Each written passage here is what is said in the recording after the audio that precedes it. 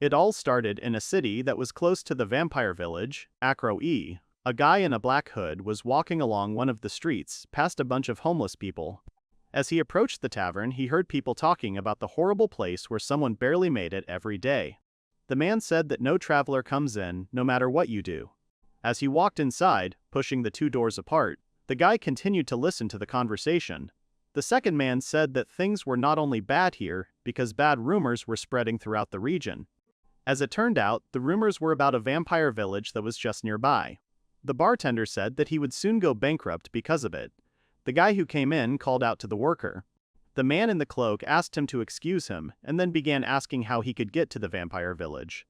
The bartender became a little inspired, asked if the guy was a hunter, but the young man shook his head. Soon the young man, who turned out to be a necromancer, managed to reach the village of Jamond, which was considered to be occupied by vampires. Initially, all this was a special assignment. The guy was given it by a girl named Nina, who was a registrar. She said that the young man was asked to explore this dark place. The guy asked if being asked to investigate a place meant that these monsters actually lived there. The girl said that it wasn't.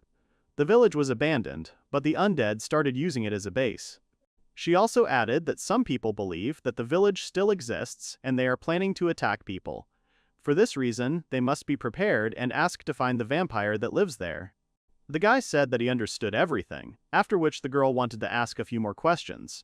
Nina asked the guy why his power changed from a tamer to a necromancer. For the guy, there was still a personal motivation. He believed that this place could give him the opportunity to find out the reason why he became a necromancer. This place could be the next step to solving the mystery.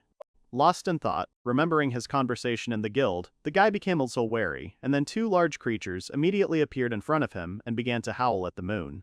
These were two animal spirits, the Minotaur spirit Ace and the one-horned wolf spirit Ray. The young necromancer immediately addressed them, calling upon his spirits, who continued to growl furiously. The boy raised his head and asked the two spirits if they felt anything. He emphasized that the spirits could sense other undead, but he found it difficult to understand them. It's worth clarifying that Randall still couldn't understand some of their roars because he used to be a trainer. Now his power had changed and he was following her clue. Several dead people with human bodies suddenly tumbled out of one building.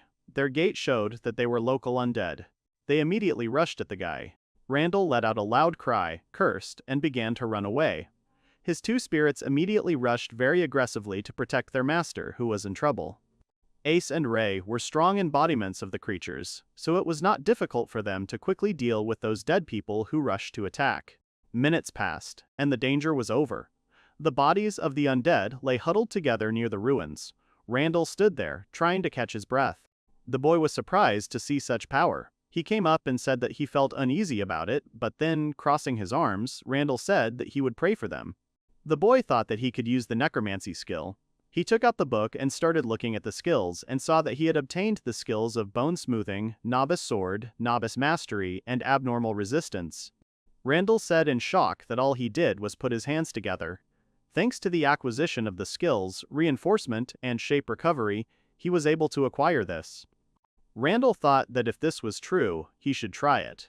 The boy put his hand to the book and began to use an additional skill that he had when he was still a tamer. The youth used a large-scale contract spell in the hopes that he would be able to subdue and lure out those present in the ruins. A huge glowing field began to spread across the abandoned village. The boy watched carefully. Nothing happened. Then he began to study the book again. The boy was surprised that he received an extension of the range of necromancy.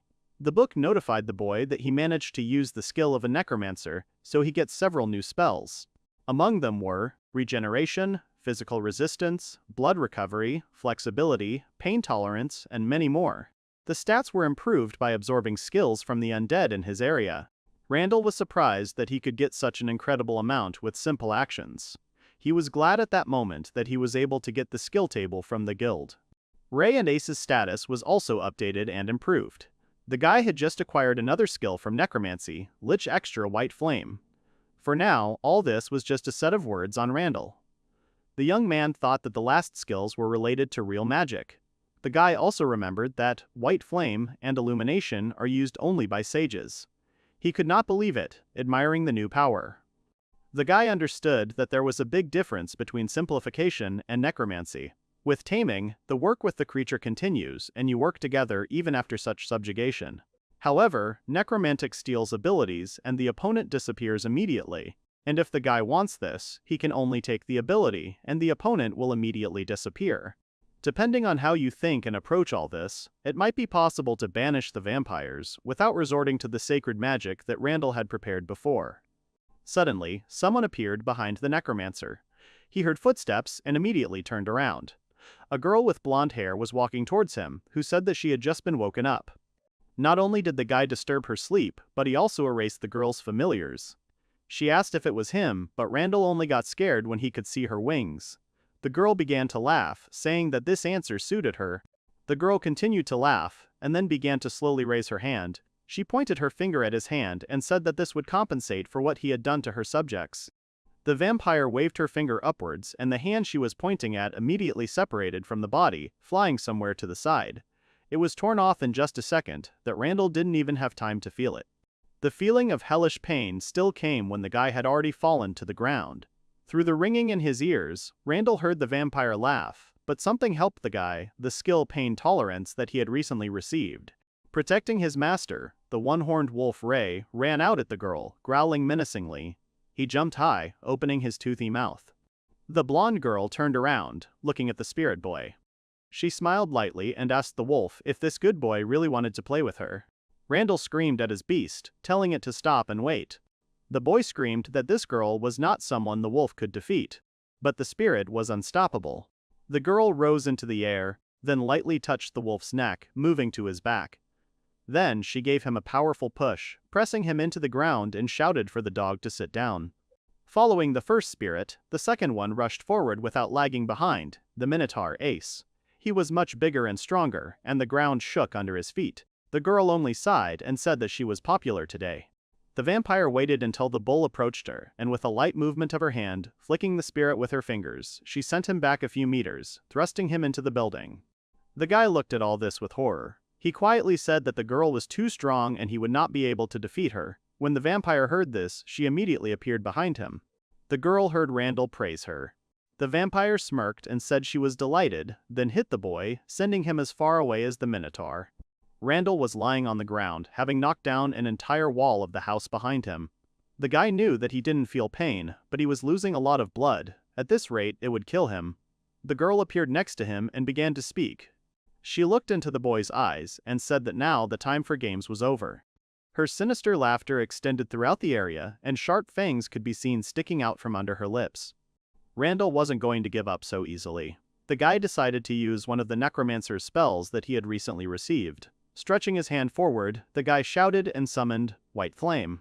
The spell rushed forward, destroying everything in its path, also creating a flash of light.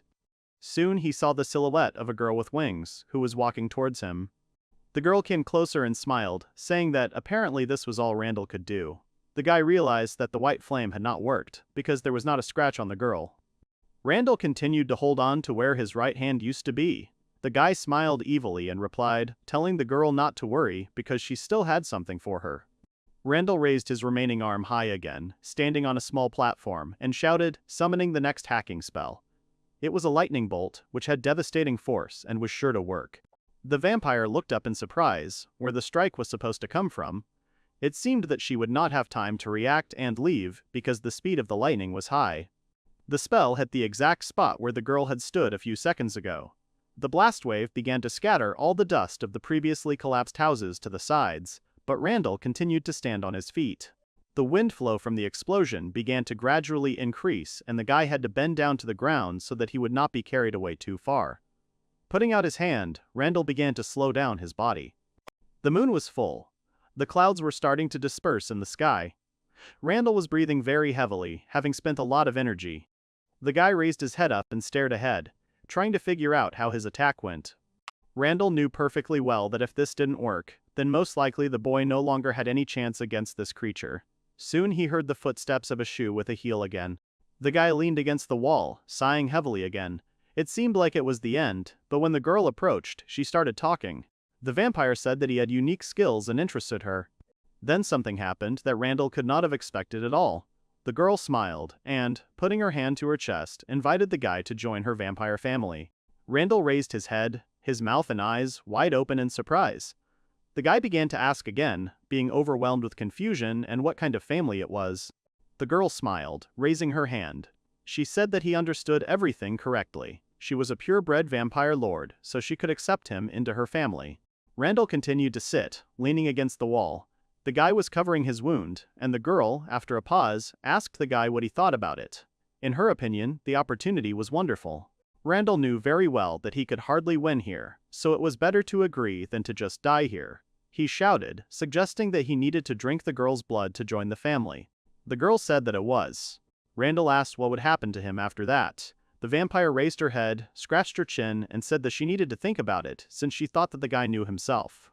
Randall stared at the vampire lord, confused, thinking that the situation was becoming absurd. The girl started screaming, saying that it was her first time, so he should forgive her. Randall looked a little confused, continuing to stare and wait for some kind of answer. The vampire turned to him, coughing slightly, and asked if he would act or not. Randall knew that even though the girl was a vampire lord, she was probably quite young by their standards. The guy slightly curled his lips into a smile and asked the girl's name. The girl smiled broadly, pleasantly surprised by such a question. She stood up proudly and said that her name was Mirin, and she was a pureblood vampire lord. Without jumping to a hasty decision, Randall turned to Mirin and said that he had a counterproposal for the girl. Mirin stared at him, then asked what the guy was talking about. To Randall, began to approach her. The girl said that she was in a good mood now, so she would listen to everything he told her. Suddenly, Randall began to feel some drastic changes in his body. The young man turned to the place where his hand had been. It began to be covered with something like dark soot and itched unpleasantly.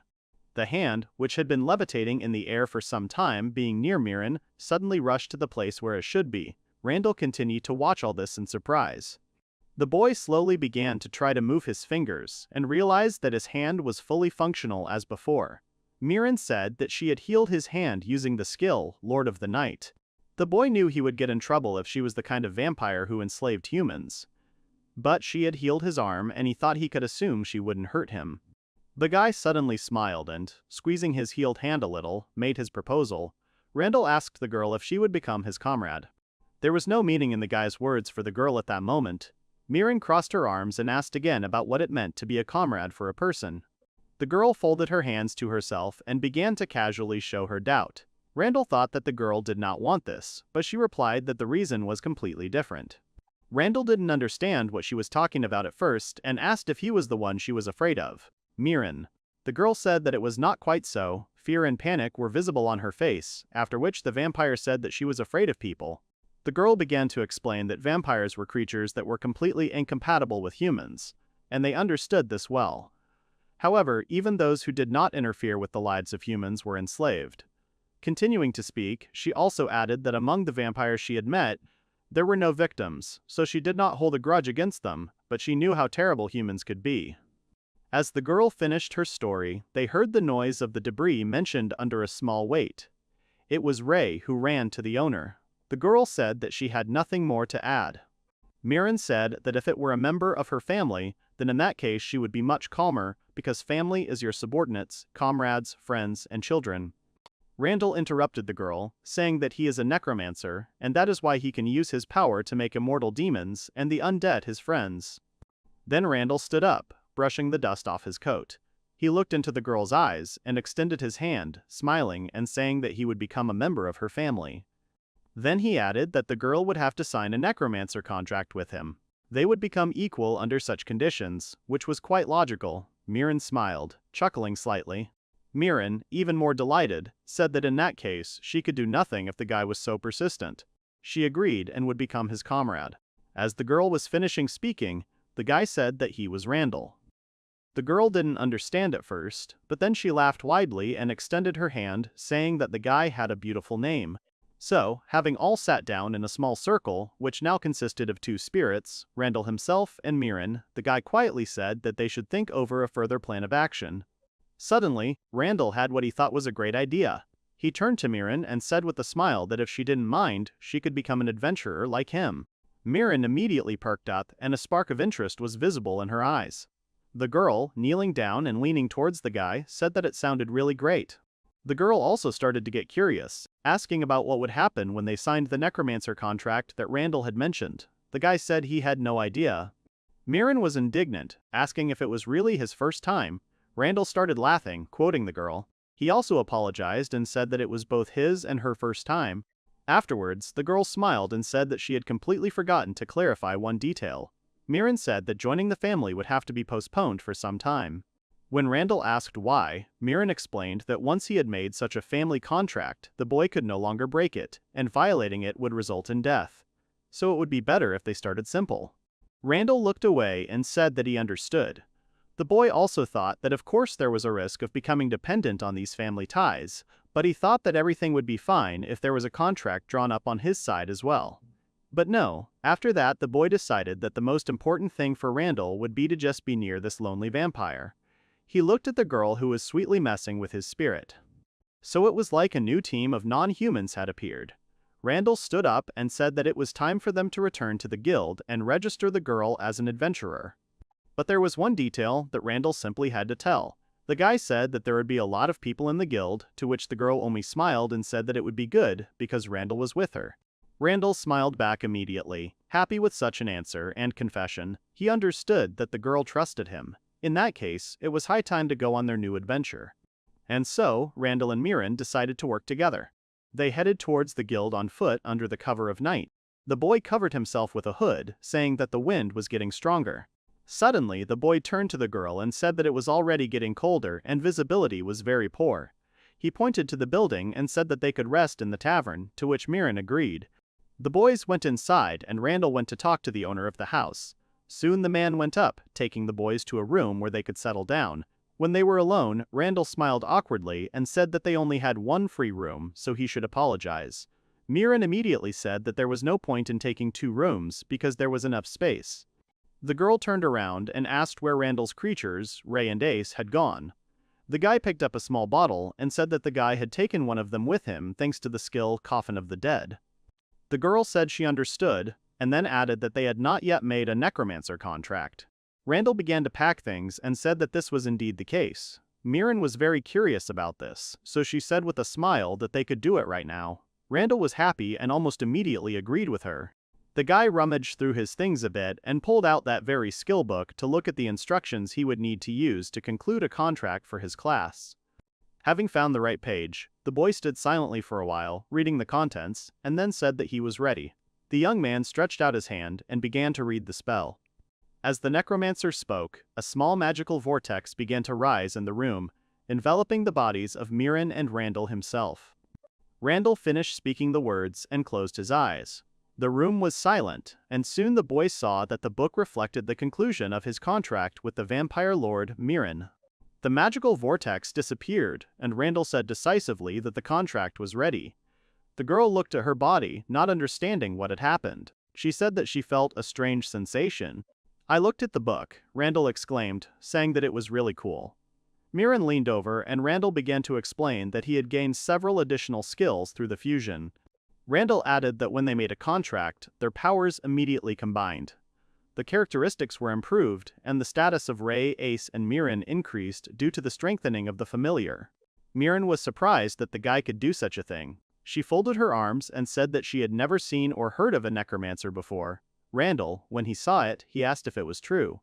The boy said that when he was a tamer, everything was different. Mirren saw him again, hearing that the boy was a tamer. Randall smiled and said that he forgot to tell her that. At that moment, Randall realized that it would be right and he would have to tell her everything, namely, the entire path from tamer to necromancer, which he was able to go through. The guy started the story by saying that it was a long time ago when he was the dead weight of his team. If you think about the efficiency of his current job, he has Ray and a roof over his head, which he is happy about. The guy involuntarily and with a smile began to remember those times when he did not even have a bed on which he could comfortably lie down. He had to make do with what he had. The guy from the small barn where he sat with his spirit looked out the window and saw his team.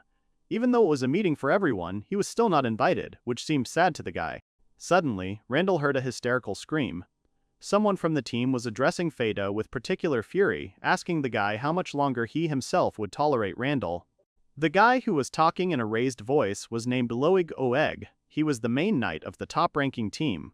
The guy said that he didn't care at all that he was the leader's childhood friend.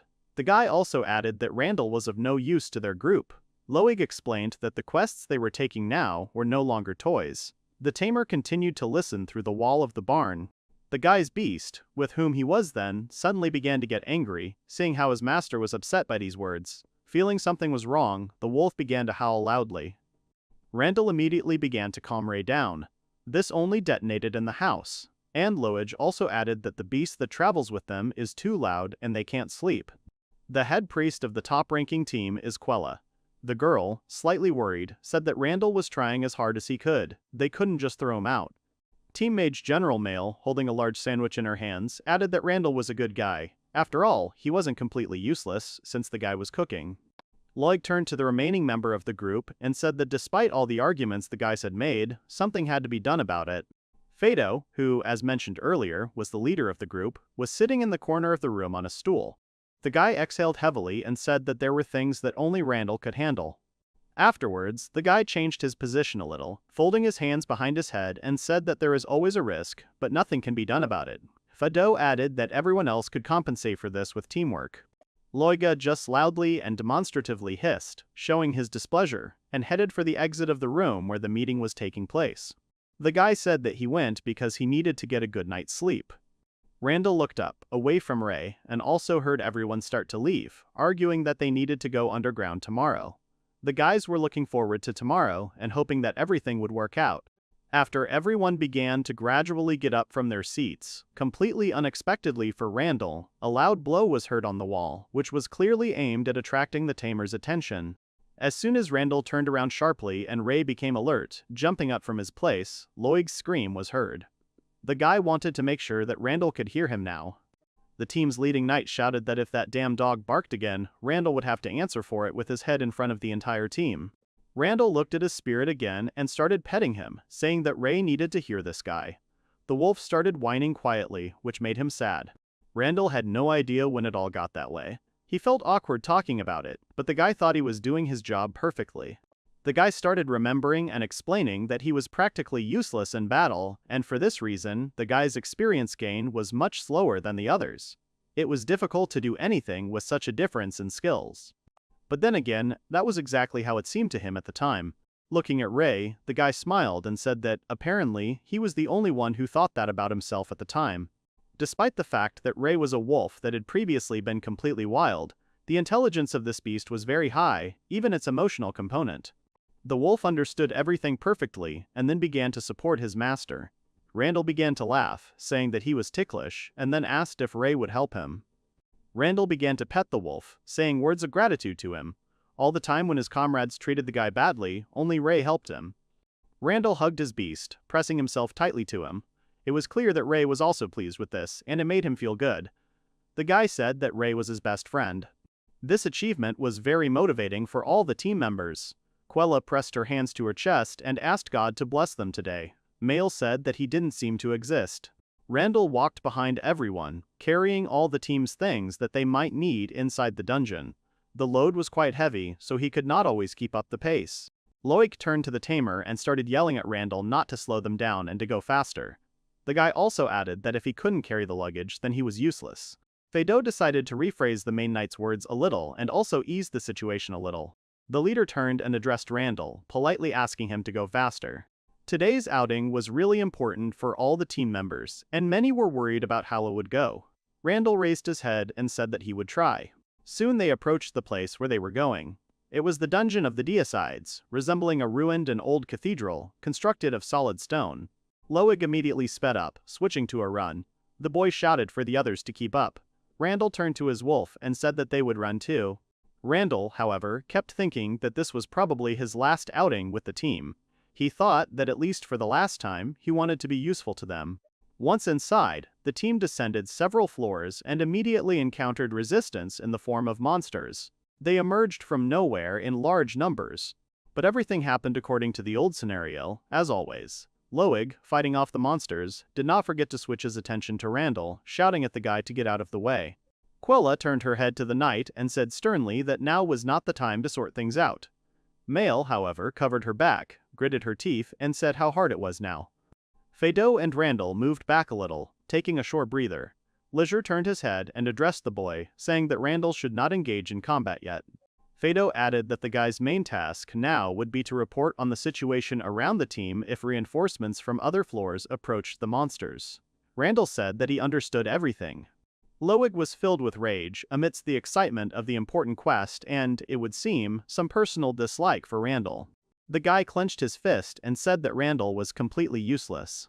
Fado pulled the knight of his team up, threw the sword over his shoulder. The leader told Loig to calm down because his words would definitely not make anyone feel better now. They all moved on, Ray helping to protect Randall from the monsters, while the boy himself shouted, warning Fado that 5 more creatures were coming at him from the left.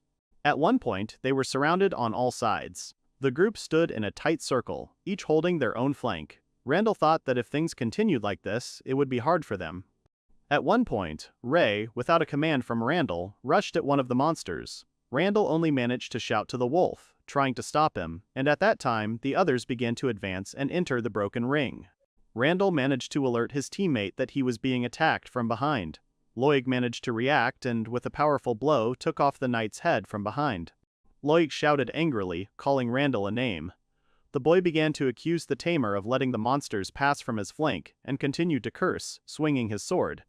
Beginning to sense a strong sense of danger, Quella began to back away, clutching the sacred book she used to cast spells and buff the team.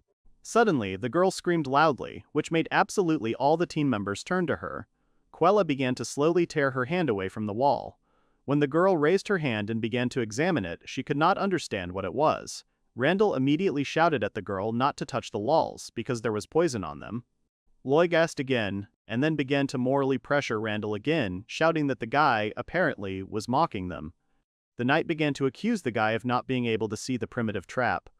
Randall was getting more and more angry about this. The guy frantically threw off his bag and began to search for the antidote in it, which he soon found. While the Tamer was rummaging through the bag, Mael was already busy with the priest's hand. The girl turned around menacingly and barked that everything was fine and the guy could go on. Loig couldn't calm down and started his old ways, shouting about how useless Randall was. The team chaplain defended him, saying that the guy had tried, too. Randall just threw the bag over his shoulder and went on. Soon they made a halt, and the Tamer quickly made lunch for the team from the almost ready products. After everyone had had a snack, they were ready to move on. Fado gave the command, telling everyone that they would be changing the general formation and duties of the team members. Looking at Mael and Loig, Fado said that the guys would work in their usual pairing. Loig would act as before, while Mael would prepare an attack. The guys immediately agreed. Afterwards, the leader turned to the priest girl, Quella, and told her that Fado himself would protect the girl, choosing the moment for a periodic attack. Quella would be in support now. Since everyone agreed and seemed to understand the leader, Fado shouted that they were moving forward in that case. Randall looked at the wolf and said that they were moving forward too. Having wandered into another corridor, they noticed that the ceilings were too high here. Soon they encountered the threat that was located here. Loig, in a slight panic, continued to look up and said that according to the rumors in the guild, the boss of this floor is a minotaur. Quell also looked up and said that this is the dungeon of the Godslayers. Randall himself was also scared and looked ahead. In front of them stood huge minotaurs, which were as many as 5. The beasts were almost 10 times larger than the heroes themselves. An urgent decision had to be made. Fado turned to the boys and shouted at them to run. Frankly, no one on the team expected such a decision.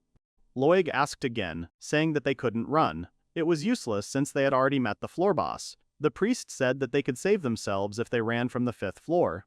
The mage confirmed, saying that there was no point in fighting 5 bosses. Everyone started running. Randall was less mobile as he was holding a large bag on his back. Randall also started running, but was noticeably starting to lag behind. He turned to Fado and said that he had luggage. The leader shouted that the guy was responsible for him, so he had to do his job and not whine. Quell turned around and started yelling again, saying that this was not the time to be worrying about that, and that it was the wrong time to be arguing. Mael added that they should run away. Remembering this, Randall exhaled, saying that this was how their teamwork was always built. Even the guy and Ray were in danger then. Randall understood that it was impossible to run while carrying 5 people's things. Loig turned to the mage Mael and shouted, addressing Mael. The knight said that the girl always called herself a genius, but now she can't think of anything. There was one obvious solution that no one had put forward out loud yet. If someone sacrificed themselves, the rest would be able to survive and get out of the labyrinth. The boys continued to run away, and soon, Fado noticed how Loich was looking sideways at Randall. The guy suddenly said that it was a great idea.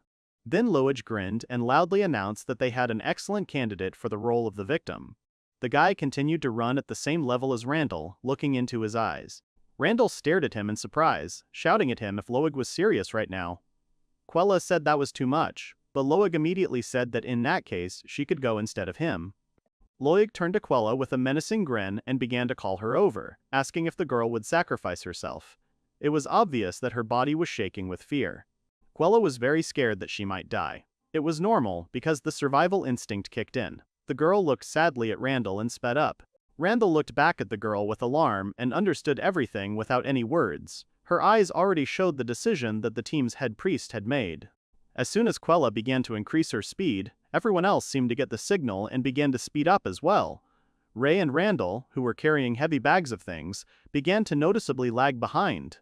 The forces Randall was starting to run out of time, and all he could see was his team abandoning the guy, which only made him even more frustrated. The guy kept running, starting to curse under his breath. The guy looked at them and understood perfectly well that these people really were using him as bait to escape. If Randall didn't come up with something now, he was finished. Suddenly, someone started approaching Randall. The guy saw his old childhood friend and the team leader, Fado. Randall looked at the guy in surprise. It was really him, and at that moment, there was no limit to his joy. Deep down, Randall knew that the team couldn't do that to him. At that moment, the Tamer thought that he was saved. The covered face then began to smile, and Randall wanted to ask Fado to help him with his things. Fado interrupted the guy at that moment, sternly calling his name. Fado continued to run next to him, but there was no sign of any attempt to help. The leader continued to speak, admitting that after clearing this dungeon, he wanted to throw the guy out of the team. Randall turned to his friend, his eyes slightly dimmed. He thought so, because why talk to him about this now? The leader said that there was also one detail. Fado said that Randall could still change his mind by doing something today. Randall turned around in surprise, asking the group leader what he was talking about. After this question, Fado turned to the guy and his face became fully visible. The team leader smiled widely and he exuded malice and bad intentions. Frightened, Randall immediately shouted the wolf's name, calling him to help. Fado grabbed his sword, which he had not drawn from its sheath, and shouted that it was useless. Ray turned and was ready to defend his master, but the large bag on his back also hindered the beast's agility. Fado began swinging at Randall, who tried to jump away. The team leader had put a lot of effort into trying to knock Randall down so he could be left here in this dungeon, ultimately turning the guy into bait for the boss.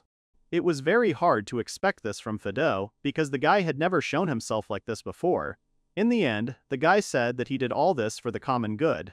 Fado landed his sneaky, non-lethal blow on Randall, buying his team time while the Minotaurs were busy with the guy. The Tamer began to fall to his knees. The leader smiled again and told Randall not to hold a grudge. Everything was indeed done for the common good, but not for the benefit of one of the team members. The Minotaurs were gradually catching up with the boys, moving not so fast because of their size. Fado added that if the boy died here, he would be remembered. Randall raised his eyes angrily, looking at the laughing Fado. The leader added that Randall would die like a legend, so he could not worry and just sacrifice himself. Those were the last words Fado said to him that day. The boy immediately grabbed his sword, looked at the Minotaurs once more, and ran away, leaving Randall alone. Randall continued to sit with the heavy bag on his shoulders, cursing and saying that Fado hadn't held back at all this time. The Minotaurs were getting closer and closer to them. At one point, Randall realized he was ready to accept that he was going to die. The guy looked ahead and thought that nothing had anything left. Various events and faces began to appear before his eyes. Inadvertently, the boy began to remember Fado, who had betrayed him in the end, as well as Loic, who had hated him from the very beginning. Two girls from the team of Mail and Quell, the first of whom will remember only the food that the guy cooked for them, as well as the priest who took care of him, but that was earlier. None of them were looking at the guy now, just like they hadn't looked at him then. All the hard work the guy had tried to bring to the team had just gone down the drain. The Minotaur was already a step away from the guy, and he could understand this by looking at the shadow that completely covered him. Randall thought that he was tired of all this and now he could rest. As the Minotaur swung his enormous club, a sudden howl and the sounds of a fight were heard. Randall turned to see Ray trying to protect him. Randall was afraid for his pet and began to shout his name, wanting the wolf to stop fighting and run away from here. But the beast continued to fight, although it was not stronger than its opponent. The Minotaur grabbed the wolf with his hand, who tried to sink his teeth into his neck and immediately threw him into the wall, where a dull bang was immediately heard, followed by the beast's whining. The wolf, although he was thrown back, did not give in. This beast could use in battle not only its teeth and sharp claws on its paws, but also the horn on its forehead. But the Minotaurs continued to outnumber the wolf. One of the bosses swung his club and struck the spot on the ground where Ray was standing. It hit the wolf right on the ground, causing Randall to scream. Randall continued to watch as Ray displayed incredible bravery and loyalty, but the Minotaur kept removing the wolf and throwing it aside, adding blows from his club. Randall screamed at his wolf, begging him to stop attacking. Randall's face, filled with despair, screamed that the wolf needed to escape and live. The boy had already started to cry, sitting on his knees. No one had ever cared for him the way the tamed beast did. Randall had always considered him his best friend. But Randall still didn't understand why the wolf wouldn't leave him.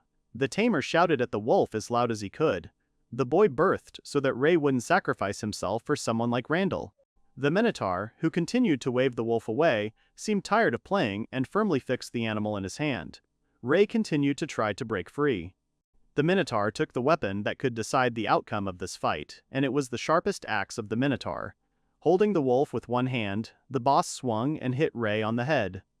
It was hard to watch without tears, so Randall completely stopped holding back his emotions. The guy knew that he had experienced much more pain when he saw Ray die first. Memories rolled through his head again, only they were no longer about these traitors, but about his friend Ray. The guy remembered how Ray supported him and was always there for him. Randall also replayed over and over the memories that had happened on their last night.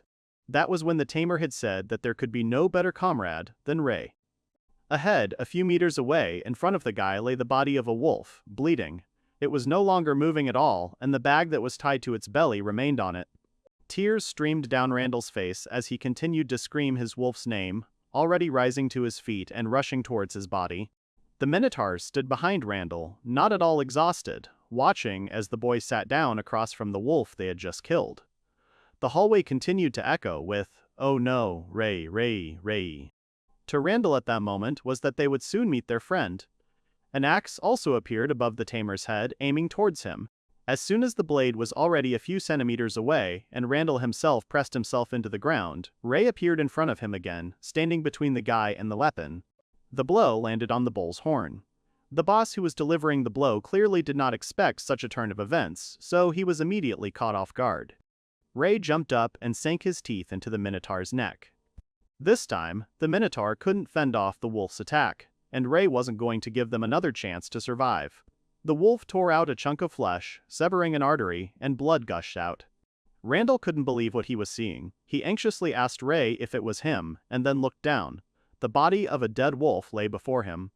After a short time, the bodies of the boss of the 5th floor of the Godslayer dungeon were lying around Randall. Ray was standing nearby, but paradoxically, the body of the wolf was also lying nearby. Randall looked around and did not understand the essence of what had happened. The guy began to try to say something, when he immediately experienced a severe headache. Randall realized that he had fulfilled certain conditions for necromancy. He had absorbed the ability of the wolf and 5 minotaurs, and with the release of energy, Ray was available for use. Randall turned to the wolf, who was standing very close, and began to call him by his pet's name in a hesitant voice. The wolf responded immediately, smiling at the boy tamer. Randall was glad that the wolf was alive and nearby. The guy began to reach out to him with his hand, but immediately realized that he could not touch the wolf, or rather his form. Randall immediately realized that his pet looked slightly transparent and was also hovering above the ground. The wolf looked at the guy questioningly, seeing his reaction to the beast. Randall looked down and realized that Ray had died because of him. The wolf had protected the boy to the last. Suddenly, the wolf began jumping on the spot, surprising Randall, who did not understand the reason. The guy found out the reason for the wolf's joy. Ray became stronger. Randall thought that it was because of the received ability of the Necromancer, and now the guy understood Ray's feelings better. The wolf felt neither shock nor anger over his death, but only pride for protecting his master until the very end and the ability to serve even after death. Moreover, the beast became much stronger and will now always be with Randall. All this only caused a new torrent of tears from Randall himself. The guy understood that even taking into account the fact that the wolf's death was due to the inexperience of the owner, Ray was still glad that he stayed nearby. The wolf continued to portray a smile on his happy face and hover in the air. Randall knelt down and bowed to the beast as a sign of respect, thanking him. Now the question was completely different. What should Randall do with these dead minotaurs? The guy examined their bodies and then put his bag on the floor. Randall thought for a moment, gently scratching his chin. He remembered that when he unlocked the Necromancer skills, the voice told him that the boy had absorbed the power of the minotaurs. Looking again at the bodies of the slain bosses, Randall wondered if he could have gained their power through necromancy or some special new skills. Randall began to gradually approach the corpses, taking one step at a time. Suddenly, the guy had an idea that he could try to summon them if he was a necromancer. After Randall had thought about it, the body of one of the bosses began to move again, and soon jumped up sharply, appearing in front of the guy at full height. Randall was very scared. Randall initially thought it was very scary. He turned to the Minotaur standing in front of him and thought that the same thing had happened to him as Ray. But if that's the case, then that spirit must now be under the control of Randall himself. The guy looked at his hands, and some kind of aura began to hover around him. Looking closely at the hand that Randall then clenched tightly into a fist, the guy finally understood what kind of absorption ability he had actually received and what its strength was. Afterwards, Randall carefully approached one of the walls and decided to try something. The guy swung his leg and hit the wall of the dungeon with all his might, breaking a stone slab. The aftermath of his blow was more visible than ever before. The entire wall was covered in cracks, and the guy only said that it was unexpected for him. Afterwards he looked, thinking that there were as many as 5 minotaurs here. Therefore, this ability is called absorption, but it does not seem that Ray lost his power. It would be correct to call it all separation. Afterwards, the guy examined the bodies that were left. He understood that minotaurs were quite expensive, but Ray's body also couldn't be left in the dungeon like that. The guy thought about how he could take the minotaurs from here, because they were just huge. Suddenly he heard that the conditions for learning the skill, I Slay the Dead, were also met. Randall wondered what this unknown ability was. According to its name, it could help transport bodies. After that, the Necromancer began to try to use it. Pointing his hand towards Ray, the boy shouted, "Coffin of the Dead." Unexpectedly for Randall, the body began to glow and then slowly lifted off the ground. Soon the wolf turned into a small vessel. Staring at his hand, the boy wondered if he could use this as storage for items. He could put things in there, but could he take them out? Opening the bottle back up and casting a spell, the guy released Ray's body again. Randall smiled and thought that this was a pretty useful thing and that he could take the minotaurs out of here with it. Afterwards, Randall realized that it probably wouldn't work for his luggage. Suddenly, he heard that voice again, which informed the guy that the minotaur was available for use. The boy turned around and saw the body of the minotaur behind him. Or rather, it was a spirit. Randall thought he had gathered everyone, but the minotaur reached for the luggage. Randall was surprised by this, asking the bull if he really wanted to carry it. He grunted and then lifted the bag off the ground, for which he was thanked. This was all becoming more interesting to the boy. Still smiling broadly, Randall told the Minotaur that he should give it a name. The Minotaur lifted the heavy bag, after which Randall was able to come up with a name and offered it to the spirit. The youth said that he had named the bull Ace, to which there was a positive reaction. Randall smiled, happy to have his new companion. The guy asked to take care of him, Ace, to which the beast began to moo loudly and contentedly again. After the boy gave the Minotaur a name, he heard that Ace's status had been raised by improving his familiar, meaning that by getting a name, he had become stronger. Ray wasn't bad either, as he had defeated 5 Minotaurs. Afterwards, Ray looked up and smiled again, realizing that like his spirits, the guy had also risen from an ordinary baggage porter to a necromancer with powerful abilities today. The guy walked through the dungeon and thought about what awaited him next. He was very interested to know if there were other necromancers. In any case, Randall would not be in his old team. They had a variety of activities to choose from. They could go and find comrades, become heroes, go back to clearing dungeons. Basically, they were completely free now. Meanwhile, the squad that Randall had previously been a part of was making its way up. They were having a hard time doing it, and Loig was still angry, saying that they had already been here, but there were an incredible number of monsters. Fado began to try to take matters into his own hands. He shouted to the 2 girls, commanding that Loig and he would take the vanguard, with the mage and priest covering their backs.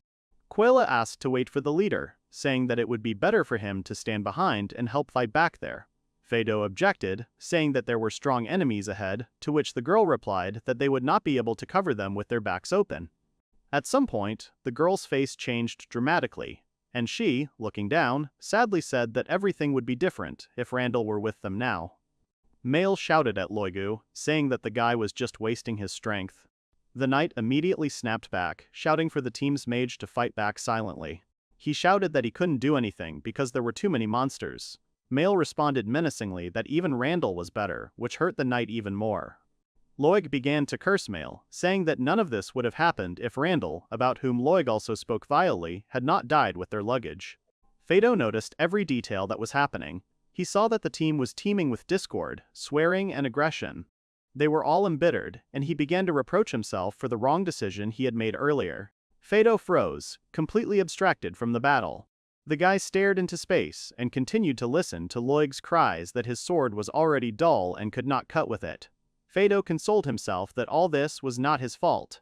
The guy's hands began to shake, after which he rushed into the crowd of remaining monsters with a furious cry and began to cut them down, showing the team all his inner emotions. Male felt uneasy when she saw that their previously calm leader of the group was now furious. Loig shouted at them to leave him and not interfere now. Quella also looked at Fado while answering Loig, who asked the girl not to waste mana. If they could reach the third floor, the resistance of the monsters there would be much less. At some point, Fado stopped. All that could be heard was the leader of the group trying to catch his breath, greedily gulping air into his chest. Suddenly, he quietly said Randall's name. Fado's head was now filled with memories from his childhood, when the boy was always in first place. He was praised in their village and considered a source of pride, and Fado was always in the shadow of his friend. In order to try to somehow approach the strength of his comrade, Fado spent long and sleepless nights in his home library, studying thousands of books and notes. But time passed, and the changes were minimal.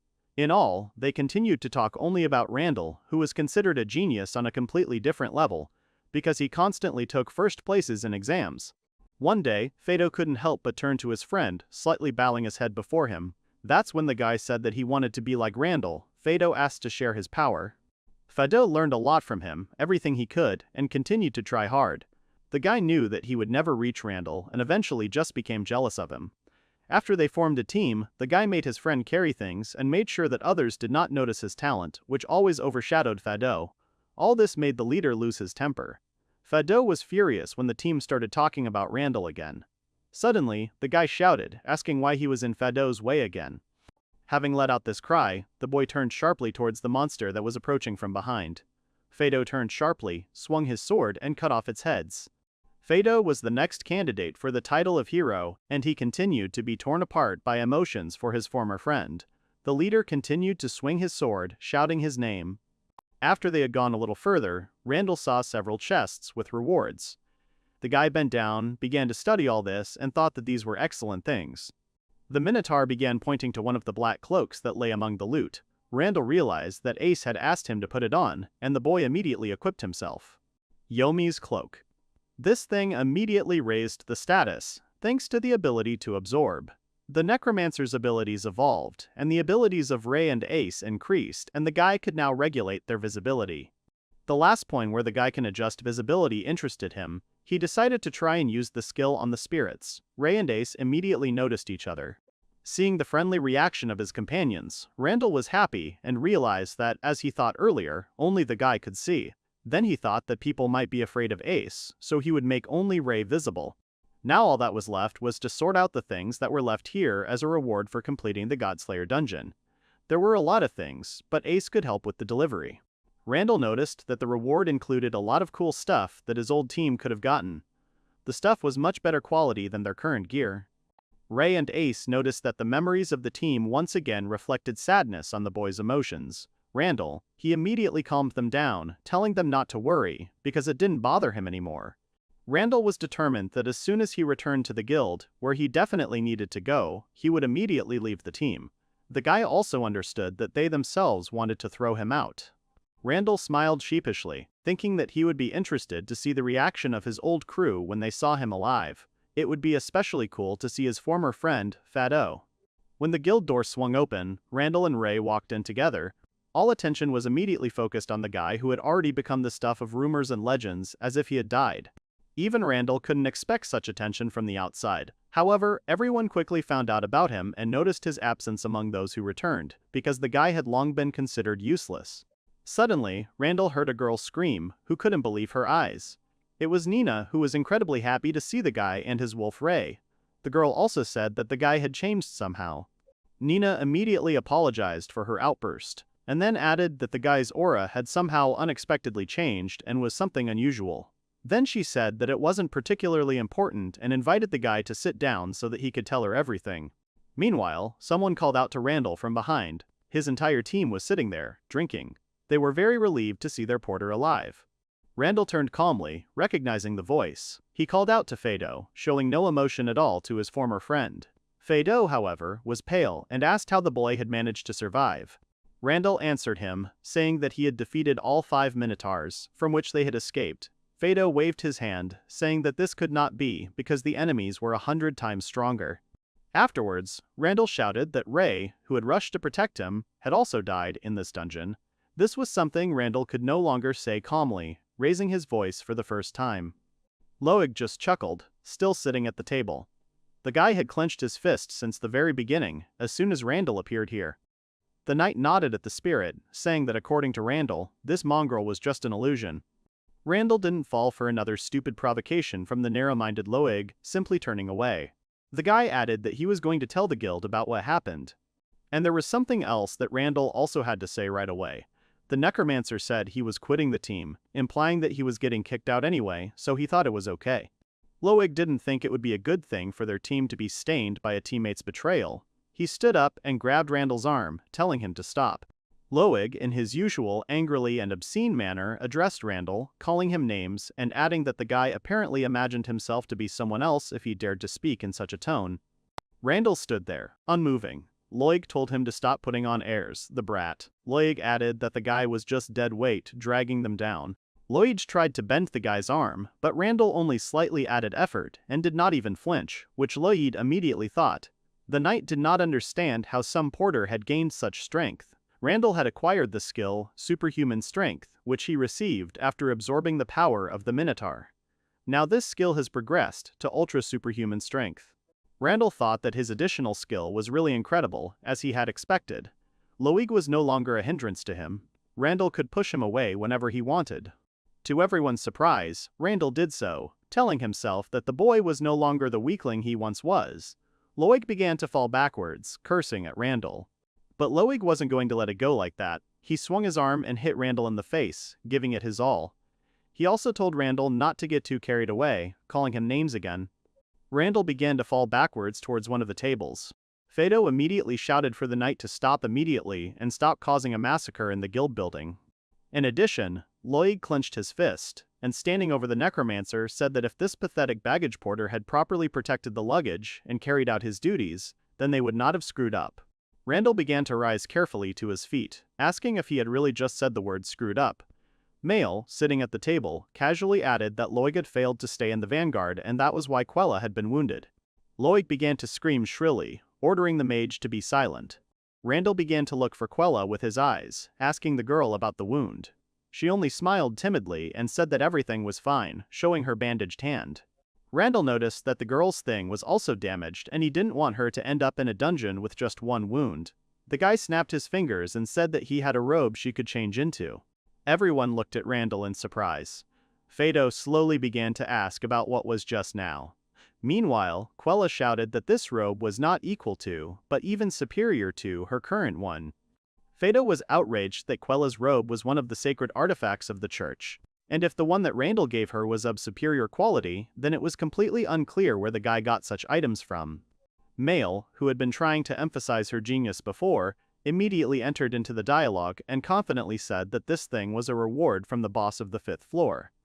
Randall calmly told her that if she needed anything else, she could come to him with such questions. Fado and Loig stared at the guy at first, but then a smile flashed across the knight's face. Loig turned to Randall, saying that the boy could still be useful sometimes. Summing up, the knight said that if there were more things here, then the trip was not just a waste of time. After these words, Loig extended his hand forward and with an evil grin told Randall to give him all his things that he currently had with him. Randall was extremely surprised by this. Lyak continued, saying that the boy had heard him perfectly well. It was Randall's fault that they had returned barely alive.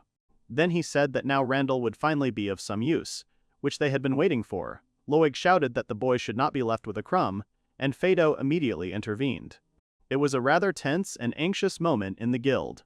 Everyone was watching what would happen next. Nina was also standing behind the Necromancer and watching what was happening. Randall had no intention of obeying Loig, and after looking around, the knight realized that it would make him look weak. He shouted that the boy had forced him and grabbed Randall by the cloak. After he did this, something suddenly grabbed the guy and started to open from the ground. Many were surprised by this, thinking that Randall had telekinesis. To show how serious he was, Randall snapped his fingers and a huge minotaur was revealed in the guild, holding Loig in his hand. Everyone gasped in horror. Randall calmly said that the minotaur he was able to kill in the dungeon of the Godslayers, after death, became one of the guy's companions. Surprised, Fado started waving his arms, saying that Randall was just a tamer. He didn't understand where the guy could have gotten a dead familiar from. Randall just reminded him that he had already said about Ray's death. Randall said he would split the loot between the group. Loig started yelling that the guy was probably making fun of them because it all belonged to them. After that, Ace let go of Loig, who fell to the floor with a thud. Randall said that he had found 5 treasure chests. He took only the cloak for himself, and the rest should be divided among the group. Nina immediately asked Randall if he was sure, but his decision remained the same. The guy looked at the members of the former team and said that this would be his parting gift. Nina was a little upset by this decision, because from what she saw here, the girl realized that these people were not worthy of receiving the coins from the dungeon. Nina said that if the guy was sure, they would leave it to the guild. Then she asked if the guy wanted to give them anything else, and Randall immediately remembered the minotaurs. Randall said that it should be divided equally between everyone. Nina replied that Randall had every right to the bodies of the bosses, because in the end, they were defeated when the guy was already fighting alone and was not a member of the team. The girl also added that it was impossible to say that there was no evidence of any harm being done to them by the team at all. All the members of the group were surprised by such a statement. The girl added that the guild recommends that you first take everything useful yourself, while the others will then bargain with the guild for the transferred items. Randall was surprised to hear about the trade, but Loig and Fado were even more stunned, as they understood what all this would ultimately mean for them. The girl said that given the price of everything she saw, Nina could roughly calculate the approximate amount of resources mined. After that, the team members will be able to buy whatever they want from the guild. Loig was about to rush forward, accusing Nina of talking complete nonsense. Fado immediately blocked his way with his hand, telling Loig to stop behaving like that. Fado responded, made the decision for the whole team. The guy said that he understood everything. Loig immediately began to be indignant, saying that it would be better to get it firsthand. Fado made it pretty clear that if they were going to buy everything from Randall, they would have to pay immediately. Since the group was preparing for a new dungeon, they had spent all their money and were broke. Nina bowed carefully, quietly thanking Fado for understanding her. Then she turned to Randall and motioned for him to come to their reception desk. Nina needed clarification and asked Randall if she understood everything correctly. The girl said that they leave all the things at the guild, and later they will discuss the exact price. Randall agreed, saying he would leave it to her. Nina smiled and said they could discuss leaving the team and checking in alone in another room for now. Loig asked Randall to wait a moment, then grabbed him again. The knight accused the boy of abandoning them, leaving them like this, with nothing. He again blamed Randall for their failure. Loig said that initially Randall didn't even put a drop of effort to reach the 5th floor. At this time, Ray began to growl angrily at Loig, instilling fear. Loig turned around and looked at the spirit of the one-horned wolf. He didn't even understand what it was. The beast had a completely different aura and seemed much stronger than before. Everyone around started talking about Ray, saying that he was incredibly strong. People also said that Loig got what he deserved and was so scared that he couldn't even move. The atmosphere continued to escalate, and Loig began to realize his worthlessness in this situation. He could do nothing to Randall. After that, the knight turned around, cursed at everything, and walked away. After Loig left, Fado also called out to Randall. The boy turned around, and the leader said that their knight had said too much, but there was some truth in those words. Fado said that Randall had become terribly strong, but he hadn't told his team, so it had happened. It was obvious to him, but Randall interrupted his former friend. Randall addressed Fado by name and looked at him sternly. The Necromancer asked if he could even hear what Fado was saying. Randall, with a little hurt and sarcasm, repeated Fado's words. He didn't tell us anything. Randall said that perhaps it would be more accurate to say that Fado didn't give him a chance to say it. And only now did Fado decide to publicly admit that he was the only one to blame for this. Nina stopped the guys, saying that they needed to listen to Randall's story from the very beginning to understand who was to blame. Fado shouted angrily, pointing out that they themselves could still speak up. Nina cut him off, saying that they had already said enough before Randall arrived. Nina looked at the guys and said that they made it look like Randall wanted to sacrifice himself. Their group, in turn, tried to stop him, but the guy did not listen. Then Nina said that they gave Randall various tasks, but he constantly abandoned them, and so, in the end, Randall died in the dungeon. Nina glanced at the leader and asked if she was telling the truth. Fado wanted to say something, but Nina immediately continued, making her voice louder. The girl said that now, if their testimony was false, the guild would blacklist them as adventurers who gave false reports. Afterwards, Nina stated that they should know the following: defaming a guild is a crime. All of their S ranks will be revoked and there will be several other sanctions depending on the situation. Nina firmly said that a reward would be placed on their heads, and posters with their faces would be hung all over the city. The guild would compare Randall's testimony with the group's, and then hold a trial and examine the results from all sides. In the end, Nina added that if there are any objections now, she will listen, but if the guys are satisfied with everything, she will hope for further cooperation. Fado couldn't say anything. He just stood there silently, looking at Nina. The guild worker saw that there were no objections, then turned to Randall and said that they had to go. Nina and Randall began to walk away to the other end of the room. Quella looked at Fado and saw that tears were rolling down his face, because they were facing inevitable defeat. The girl, unexpectedly for everyone, also shouted, asking to wait for Nina and Randall. The guys began to turn around, not understanding what else the guys wanted to add after their leader. The girl clenched her hand into a fist and asked to be taken along. This was indeed very unexpected. There was an awkward pause in the room. Mail added that there was absolutely no need for them to stay with Loig. The knight had been causing a lot of trouble with his knightly order since the beginning of his career as an adventurer, and moreover the guild would not ignore the recent statement. The mage said she didn't care about S ranks. She doubted they would be able to continue adventuring in the future. Between Fado or Randall, the choice was quite obvious. Fado got really angry, starting to look sideways at his two teammates, who were also apparently already ex-teammates. He wondered what these girls were doing. Randall thought that it was Mail who had suggested using the guy as bait. She definitely knew the guy would die. Loig certainly won't get out of this story unscathed, since he said and did a lot, showing himself in all his glory in front of the entire hall. Fado will also get it. He is the leader after all. As a result, Randall understood perfectly well that this was the only chance for salvation for the girl. As soon as the heat was on, they were ready to betray their comrades without delay. Randall turned around and said that they were only saying that for their own benefit. The Necromancer had no desire to join forces with them, and there was no way he would fight alongside them. Quella asked Randall hesitantly about his decision, realizing that the boy was refusing. Randall said that he would not even listen to anything she put forward in her defense. The girl immediately pursed her lower lip, realizing that they had really done too much bad to Randall. Nina called out to the guy and said that they could go. The guild worker and Randall followed up to the hotel room. The Tamer's former group remained standing below, watching the load carrier, who had suddenly become stronger than all of them. At the top, the girl took out a small bag of coins that Randall had been given for the items and the minotaurs. She also took out a book and said that the guy had become a necromancer and that this item would help him greatly. After Randall told her everything, Nina looked at him and added that it was a very reckless move on the part of his former team. Randall scratched his head, then smiled widely. He said that Nina was right, and the guy also shared that he still does not understand his becoming a necromancer after death, because he even became stronger. Nina said that she meant the time when the guy was still a tamer. Even from the guild's point of view, it was clear that the guy was the backbone of the team. Randall told Nina not to joke like that. The guy considered himself a completely useless tamer, so he carried all sorts of junk. He thought that the girl really overestimated him. Nina said that she really wasn't exaggerating.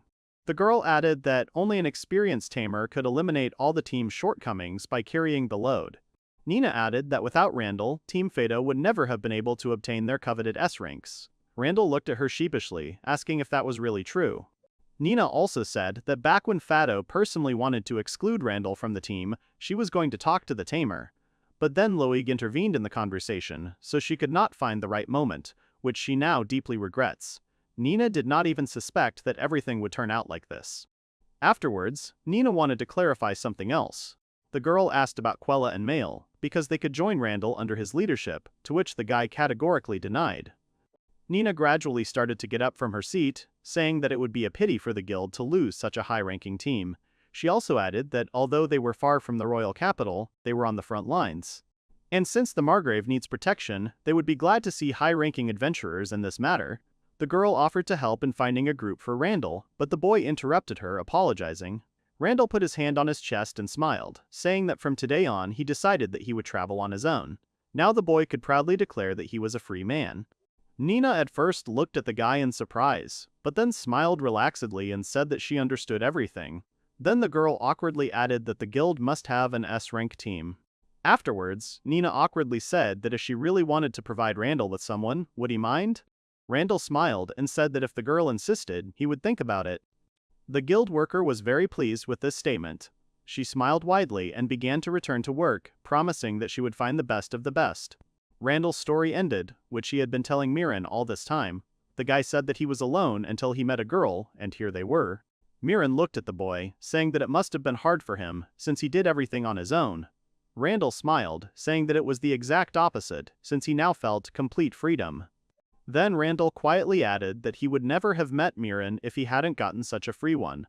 Mirren immediately started laughing loudly. The girl jumped up and said that she didn't even doubt it. Of course, Randall would be glad to meet such a comrade as she. Randall responded with gratitude. Mirren expected to receive much more compliments, but this did not spoil her mood. The girl said that it was time for them to sleep because they had a lot of work tomorrow. Meanwhile, the entire Fado team was sitting in their room clutching their heads. Quell said that it shouldn't have ended like this. Loig was cursing Randall. Mail covered her face and sitting on the bed said that she knew who was to blame for everything. Loig clenched his fists and jumped up, aggressively asking why Mail was showing off. The girl continued to sit and shed tears, saying that it was too late to change anything. They had already done everything, and now the blacklist was crying for them. Most likely, it was all over for them, which everyone understood. They continued to look at each other cautiously, trying not to catch each other's gaze. Meanwhile, Fado stood by the window and wondered how long Randall would continue to bother him. The leader did not understand how much longer he would have to remain in the shadows. When the next day came, Randall and his new companion Mirren went into the forest to bury the bodies of those animals that had now become the boy's guardian spirits. Minnie immediately warned everyone that if she did this procedure, the spirits would never be able to return to their bodies. She asked if they were sure, to which they immediately approved. The girl nodded, then said that she understood the spirits perfectly. Snapping her fingers, the ground around began to be covered with a black aura, which gradually rose upward. Everyone stood and watched what was happening. Soon the bodies that were lying on the ground began to sink into the earth, as if it had become liquid, like water. After a couple more minutes, they were no longer visible on the surface. After that, there was a bright flash, reminiscent of an explosion. Randall covered himself with his hand, and then saw two horns, one of which belonged to Ray and the other to Ace. The girl smiled, continuing to control the process with her hand. She, being pleased, said that it turned out even better than she could have expected. The two material objects that connected the spirits to this world rose into the air and moved towards the spirits. Ace and Ray looked on in surprise to see what would happen next. The horn of the Minotaur and the one-horned wolf began to merge with the spirits, penetrating their immaterial bodies. After this happened, a bright flash of light occurred again. Randall's head announced that his status would be greatly increased due to evolution. All companions became much stronger, and Ace moved to another level of evolution. Randall said it was amazing. Mirren added that their bodies were in good condition so they could use them, but for their master, they sacrificed them to become stronger by turning into spirits. Ray also became a Fenrir, raising his rank. The beasts began to cuddle up to their master, showing their emotions. Mirren smiled and said that they really loved him. Mirren added that it was rather strange. Randall did not understand her, after which the girl explained that she could partly understand why they liked the Necromancer. Randall scratched his head and said that he had, frankly, gained some skills when he made a contract with Mirren yesterday. The guy wanted to understand how to use them. The girl looked at him in surprise, after which Randall named the very skills he had spoken of, Lord of the Night and Black Fog. Mirren. She screamed in fright that she couldn't believe it. Mirren shouted furiously, saying that these were unique skills. The girl also asked that she was afraid that she could no longer use them due to the absorption of the Necromancer. Mirren immediately cast Black Mist, and when she returned to her form, she began to examine her hand. She sighed, saying that the skills were still under her control. Mirren said that Randall could copy the skills of other creatures. Then she began to explain that her skills were twilight magic. It was a real rarity among the attributes of darkness. The girl also added that only those who control death itself can receive them. Mirren thought it was not very fair to teach him this, but she was ready for the sake of her friend. Randall, while the girl was talking about all this, stood and silently looked at the girl. The silence slightly affected her and she rushed at the guy, thinking that something was wrong. Holding her head, Mirren exhaled and said that it would be better to start with Black Mist. The girl explained that, as the name suggests, this ability allows you to turn into mist. Physical attacks do not work on high-level vampires, but there are situations where they are attacked using materials that are weaknesses of vampires. As long as Black Mist is activated, the attack will not reach you. It is no exaggeration to say that this is the best ability for defense. However, since the skill consumes a lot of mana, it is difficult to use this power. The girl also added that the second skill, Lord of the Night, uses the user's magical power as a basis to be able to create familiars. When Randall asked the question, Mirren quickly explained that it was about a familiar that would be generated, that is, a soul of twilight magic. Randall could say that it was the essence of the girl, but from a human point of view, it was a miracle. Since these creatures possess twilight power, they also possessed the same abilities. That was how Mirren had managed to heal the boy's hand that time.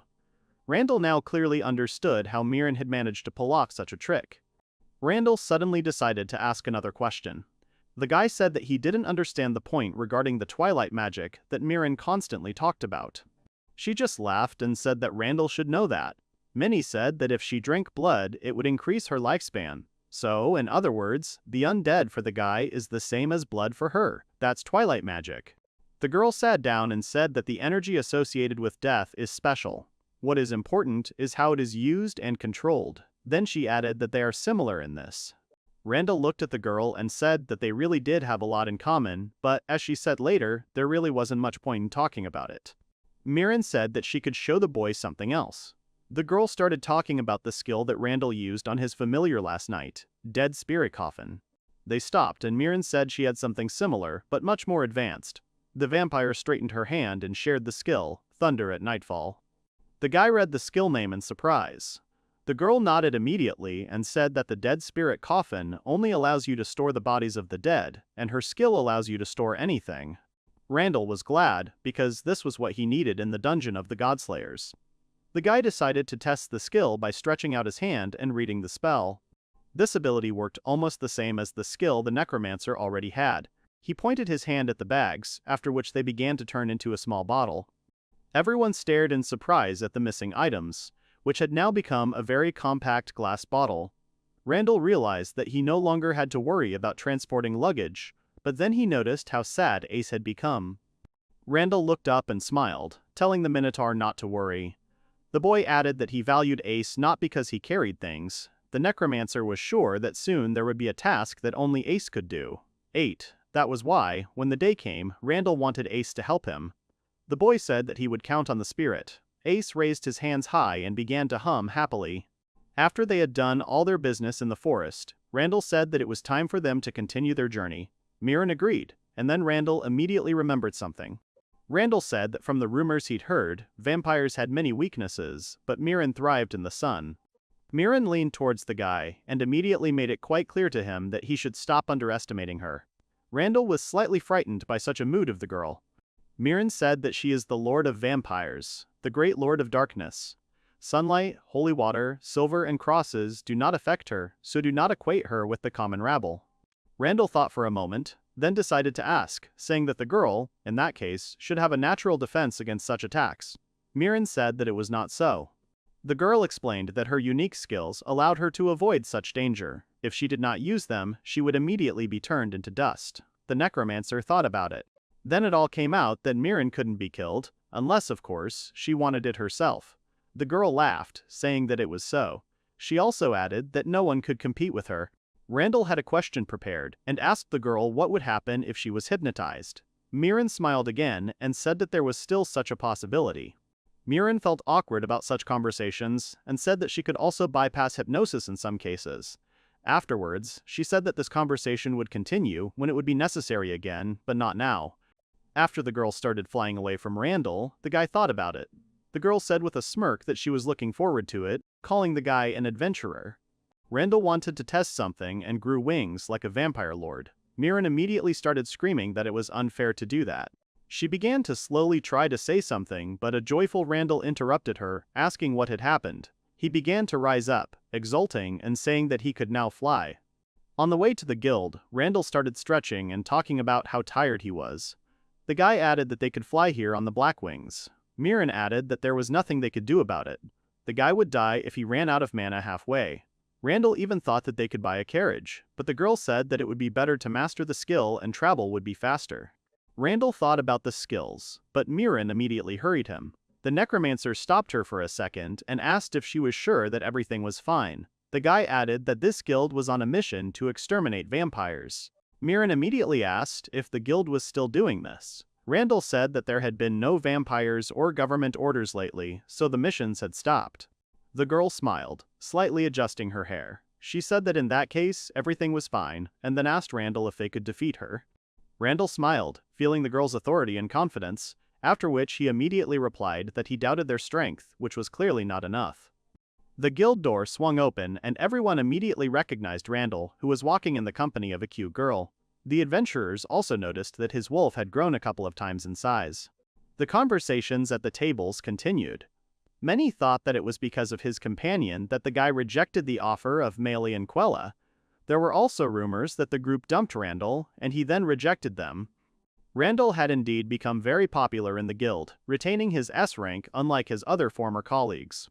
Miran smiled and said that the guy was truly a star.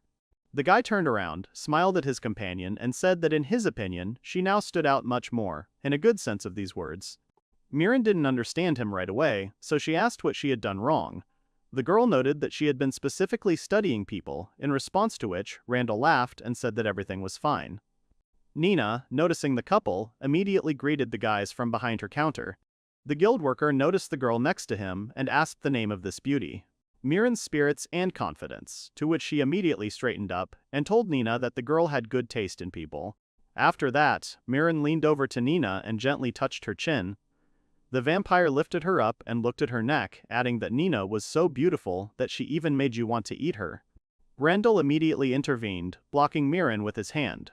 The guy immediately apologized to Nina for her strange behavior. He introduced the girl, saying her name, and then said that she was his new friend. Nina laughed, saying it was nice to meet her. Randall thought it would be a shame if Miran got caught, so he had to be careful. She read his mind and said he was right. Nina asked Miran if she could take a registration test to determine her skill. Randall supported the girl, saying that it would be very cool. Nina took her tablet and said that they would test Miran and Randall. The Necromancer was surprised when he heard his name. Nina added that she would like to reconsider his rank, if the guy does not mind. They came out to a small training field, where there was a small table where the guild judge usually sat, and a small dummy in the middle. The guys were already ready for the tests. Nina apologized, running up to the boys. The girl said that Randall's partner was late, so they could check Miran first. Miran said she had no objections and was ready to begin. While learning what to do, Miran listened carefully to Nina, who pointed out a target in the distance. Miran confirmed, saying that she understood everything. Afterwards, Nina added that as soon as the girl was ready, her task would be to attack this very ball in any convenient way. Miran smiled again and said that she understood everything. Nina went to prepare something when the vampire said that she intuitively felt that she should not destroy this strange target.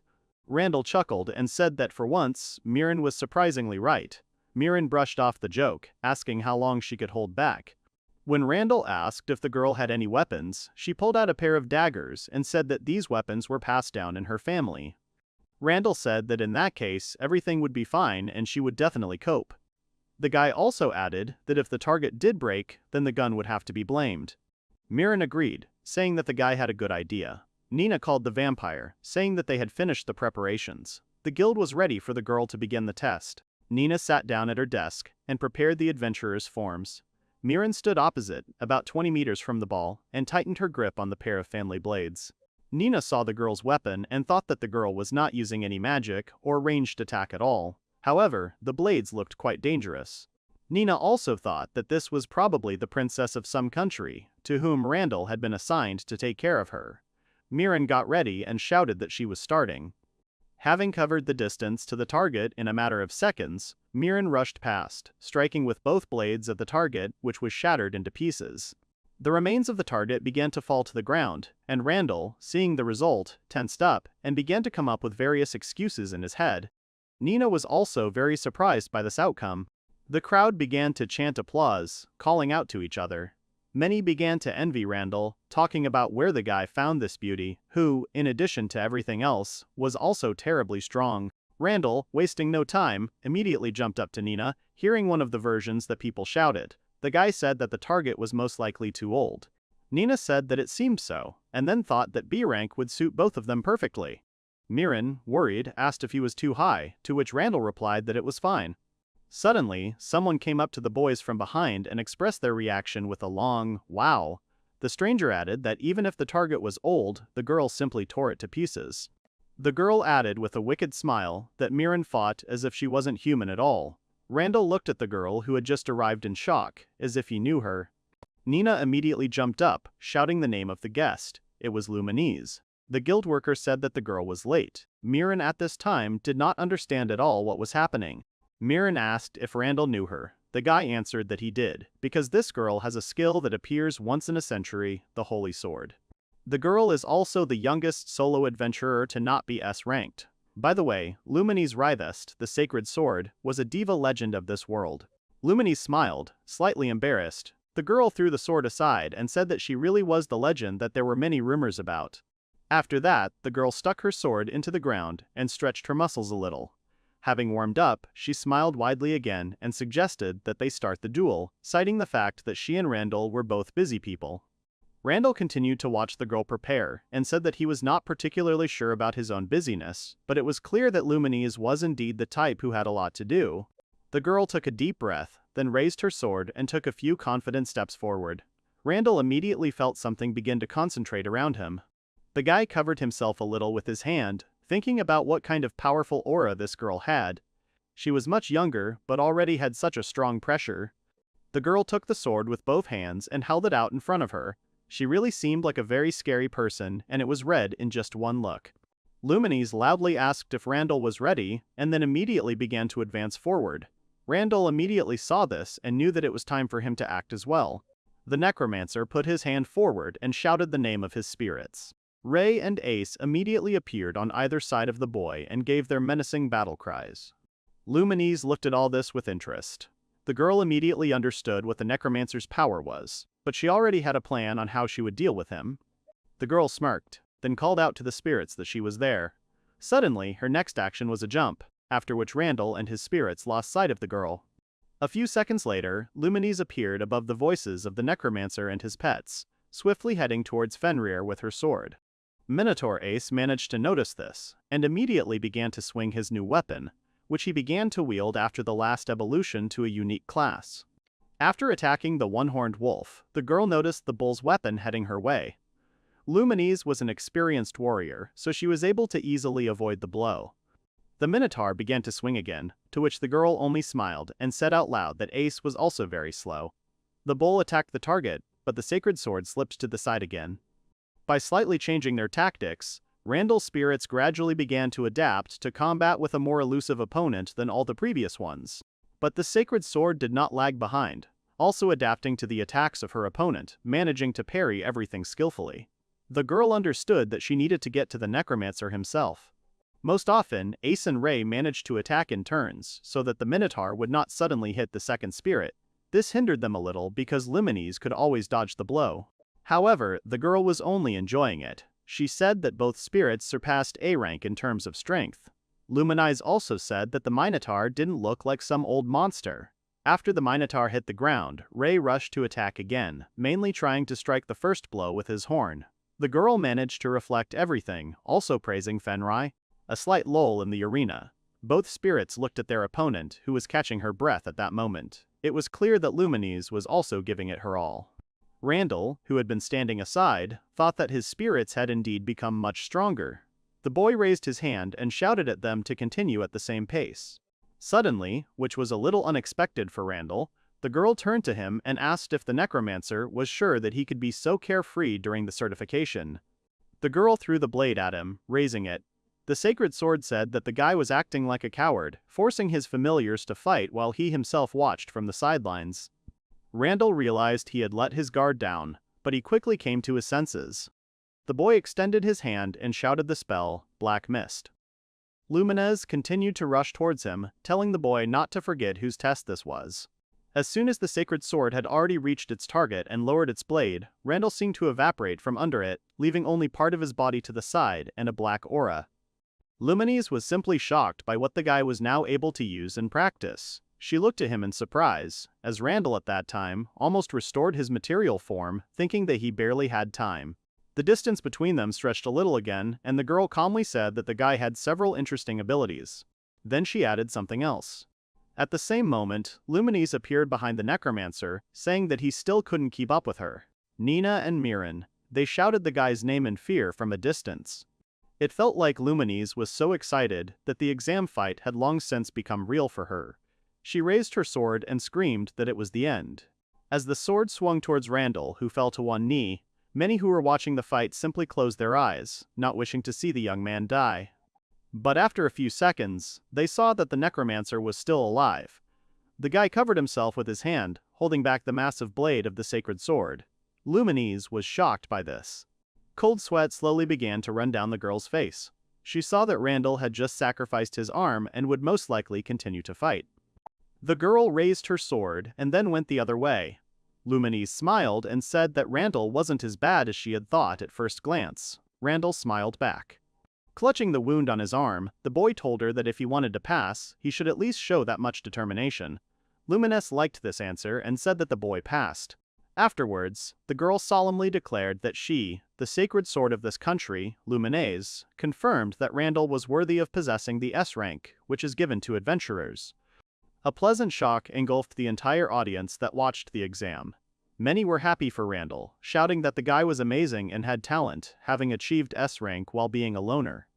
Randall smiled, scratching the back of his head. He walked up to Luminease and thanked her, after which he said that the guy didn't think he had won.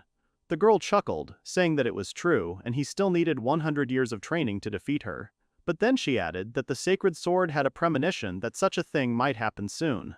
Randall was suddenly surprised as he absorbed new skills, super reaction, and super sensitive. The Necromancer immediately realized that he had acquired good abilities.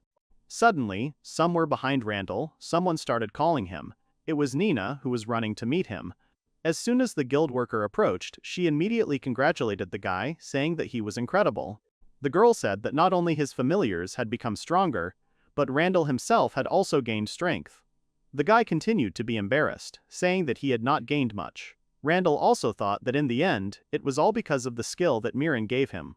But Nina, blushing a little, continued to stand her ground, saying that he really did become stronger. Luminease suddenly intervened in their conversation, asking if she had finished her work here. Nina smiled and thanked the girl, saying that that was indeed all for today. Luminease extended her hand to the boy and smiled, saying that it had been a great battle. The girl said that she would be happy to do it again sometime. Randall was pleased that such a strong adventurer could acknowledge him. The guy extended his hand in return and said that he didn't mind if they met again sometime. This was the beginning of a new friendship between two adventurers of the highest rank. They would have been a good group if not for their personal views on the world. Randall cheerfully said that for him, this fight was a great opportunity to gain useful experience. Lumina said that it was the same. The girl also urged the Necromancer not to forget the sensations he experienced. Afterwards, the girl literally jumped out of their handshake, climbing onto the fence of the examination field. The girl said that she would go have fun with the dragons and would also pray for the boy's success. Randall looked into Luminease's eyes with a warm and sincere smile and said that it was completely mutual. After that, the girl made a quick dash and went on her way. Miran immediately ran to Randall, for whom she was so worried. The girl said that the young man's hand was in terrible condition and something had to be done urgently. Even though Randall said he was fine because the wound was shallow, Mirren ordered him not to move. She held out her hand and shouted, "Night Lord." The girl continued to direct her hands, healing Randall. The guy was shocked that the girl publicly used her skills, after which she grew vampire wings. Mirren looked behind her and saw that she had wings. Nina nervously shouted for them to quickly follow her. The girl grabbed both of them by the collar and dragged them into the guild. Once they had found a safe place, Nina began yelling at Randall, accusing him of not telling Nina anything about Mirren. Randall began to apologize, after which he said that Mirren was indeed a vampire who had a rather interesting past. For this reason, the girl was a little afraid of people. Mirren knew she had made a mistake and was ashamed of it. Randall continued to reassure Nina, saying that he just didn't want to make a big deal out of a molehill. Nina began to try to somehow smoothly explain the whole situation, expressing her understanding, but Mirren, who was standing opposite, abruptly declared that she would leave this place. Randall spread his hands, turning to Mirren. The guy did not understand what the girl was talking about now, but the vampire told the Necromancer not to worry about her, because she did not plan to drag him into trouble. Nina rushed towards the girl in fear, asking her the reason why she was going to leave now. Mirren said in frustration that this question was stupid because she understood that her presence here was harming everyone. Nina stopped her and said that it was not a problem for her in the guild. Mirren just turned around in surprise, not understanding what the guild worker was getting at. Nina immediately switched to Randall, pointing a finger at the guy. She said that the problem here was completely different and much more serious. Randall lied to the guild. The girl continued to scream, saying that Randall should understand such moments very well, because he made a false report. The Necromancer tried to apologize somehow, saying that he was very sorry. Nina, still angry and dissatisfied, went to the door and said that since Randall understood everything, she was forced to report everything to the guildmaster. The girl asked everyone to remain in their places. Afterwards, they all went together to see the guildmaster. Nina opened the door slightly as she entered and immediately apologized to the master for disturbing him. Nina addressed the man in the chair, calling him Mr. Gillen. She said that she had brought Randall. The young man was surprised to hear that name again under such circumstances. Guildmaster Giller rose from his chair and turned to the boys. The man said with a smile that they hadn't seen Randall for a long time. The boy explained to Mirren that he hadn't expected Gillen to return. Gillen came closer and looked closely at Mirren, noticing that this was the girl who was mentioned in the exam. He bowed slightly and said that he was glad to meet her, then introduced himself by name again. The man guessed that Mirren was a high-ranking demon. Mirren chuckled, saying that the man had a diamond eye. She then added that he was right, because she was a vampire lord. Gillen looked at Randall and told him that it looked like the boy had brought a big shot here. Then he asked if Randall was related to her or something. Randall began to very hesitantly try to find the right words, when Mirren immediately intervened, saying that none of this mattered because the most important thing was that Randall was her friend. Gillen smiled at that answer, telling Randall that it did indeed look like the boy had made a good friend, which Randall immediately agreed with. Afterwards, Gillen said that there was one more thing he had to say. Randall didn't like the way the man suddenly became so serious, after which the guildmaster knelt down in front of the young man. Gillen said in a sad voice that he was very sorry. The man added that if he had been much more competent, everything could have turned out completely differently. Randall rushed towards Gillen, extending his hand to help him up. The man began to apologize, to which the Necromancer immediately said that there was no need for that. Randall worriedly asked the man if everything would be okay in the future, and if there would be any problems after the incident that happened on their exam field.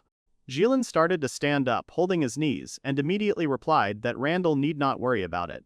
The man also added that thanks to Lord Cecilium, it was not a big problem. The man said he must have been very lucky when he refused to issue the hero's certificate to Fado earlier. Randall asked who the Lord was, to which Gillen replied that he was a border guard who ruled the region. Gillen asked the boys to sit down, then said that there was more information about Fado and the others. The man said that he was sorry, but he could not forbid them from further activity because they were S-rank. The conversation between Gillen and Randall continued. When they sat down, Mirren immediately saw the confectionery, which could not leave the girl indifferent. Randall began to learn what would happen to his former team. Gillen said that they would be under house arrest, but even with all this he could not ignore Loig, who definitely needed to be punished. Randall slowly began to drawing out what Gillen meant by the word punishment. The master said that he would take away his license and, apparently, the knight would not be able to return to his order. Jilin apologized again, saying that the punishment he had chosen was quite light. However, he noted that it was a convenient outcome for Randall. Randall, who was trying to find out more about everything, asked the meaning of the master's words. Gillen took a sip of tea and said that, to be honest, it was like cutting off the tail of a lizard. The man took a few more sips, and then began to put the cup back. He also added that Lord Cecilium and he had come to the conclusion that they did not want to devote much attention to this matter. Afterwards, Gillen explained that regarding Loeg, the government was also partly to blame for forcing this knight on them. The guys should have used the fact that everyone was demoted to A rank. Finally, Gillen added that now that there were 3 of them in their group, they would hardly be able to take any quests. Mirren continued to gobble up the cookies, not listening to the dialogue at all. Gillen once again started talking about Fado, who was already an A-rank knight. The 2 girls in his group could be the best in their respective roles, since they were stronger than normal adventurers. However, although they were good at being the vanguard and support, they couldn't do much on their own. Gillen seriously doubted that there were any adventurers who would lend them a hand now. Nina joined in, saying that because of the bad rumors that had spread after the Randall incident, people who were weaker than them had become reluctant to come near, as they were afraid. Gillen also said that they had no other choice, so he thinks they realized their mistakes, but nevertheless, he is still sorry. Afterwards, the man asked the guys to hide their identities. Mirren said she didn't mind, but was it because she was a vampire? Gillen replied that it was because of the people in high-ranking positions who might not like it. Gillen looked at the adventurers and said that he really wouldn't want them to have any new problems, which, it would seem, the guys already had enough of. Gillen smiled broadly and said that if the girl was comfortable saying she was human, then there was no need to make a mountain out of a molehill. Besides, he noted that he liked the girl. Randall, as soon as the guildmaster said these words, immediately turned to Mirren and said that he meant it. The guy added that vampires are no longer hostile creatures in the eyes of humans. Randall smiled warmly and said that now the girl could see for herself that not all people were bad, as she had previously believed. Mirren smiled back and said that he was right. Gillen scratched his head and apologized to the boys for interrupting them. The guildmaster lit a cigarette and said that it was time to discuss the main reason why the boys were here now. Gillen said that Randall had some task that the boy had to complete upon his return, namely, exploring the dragon graveyard. Randall, of course, did not understand at first what location exactly was being discussed. Gillen repeated, continuing to smoke, and said that it was necessary to explore it and close all questions about this place. It was a personal request from Lord Cecilium. Randall said he was honored. Mirren didn't know about this place at all and started asking the boys about it. Gillen was surprised that the girl had never heard of this cemetery before. The man began to explain, saying that a brave warrior had killed a giant dragon long ago. The mountainous area to the north where the remains of this monster lay was called the Dragon Graveyard. Mirren then asked the reason why the dragon's bones were left there. Initially, Mirren simply thought that the skeleton was too big or too heavy. Gillen simply said that the warriors of that time did not even have the strength to defeat such a powerful creature. Therefore, there was no talk of transporting him.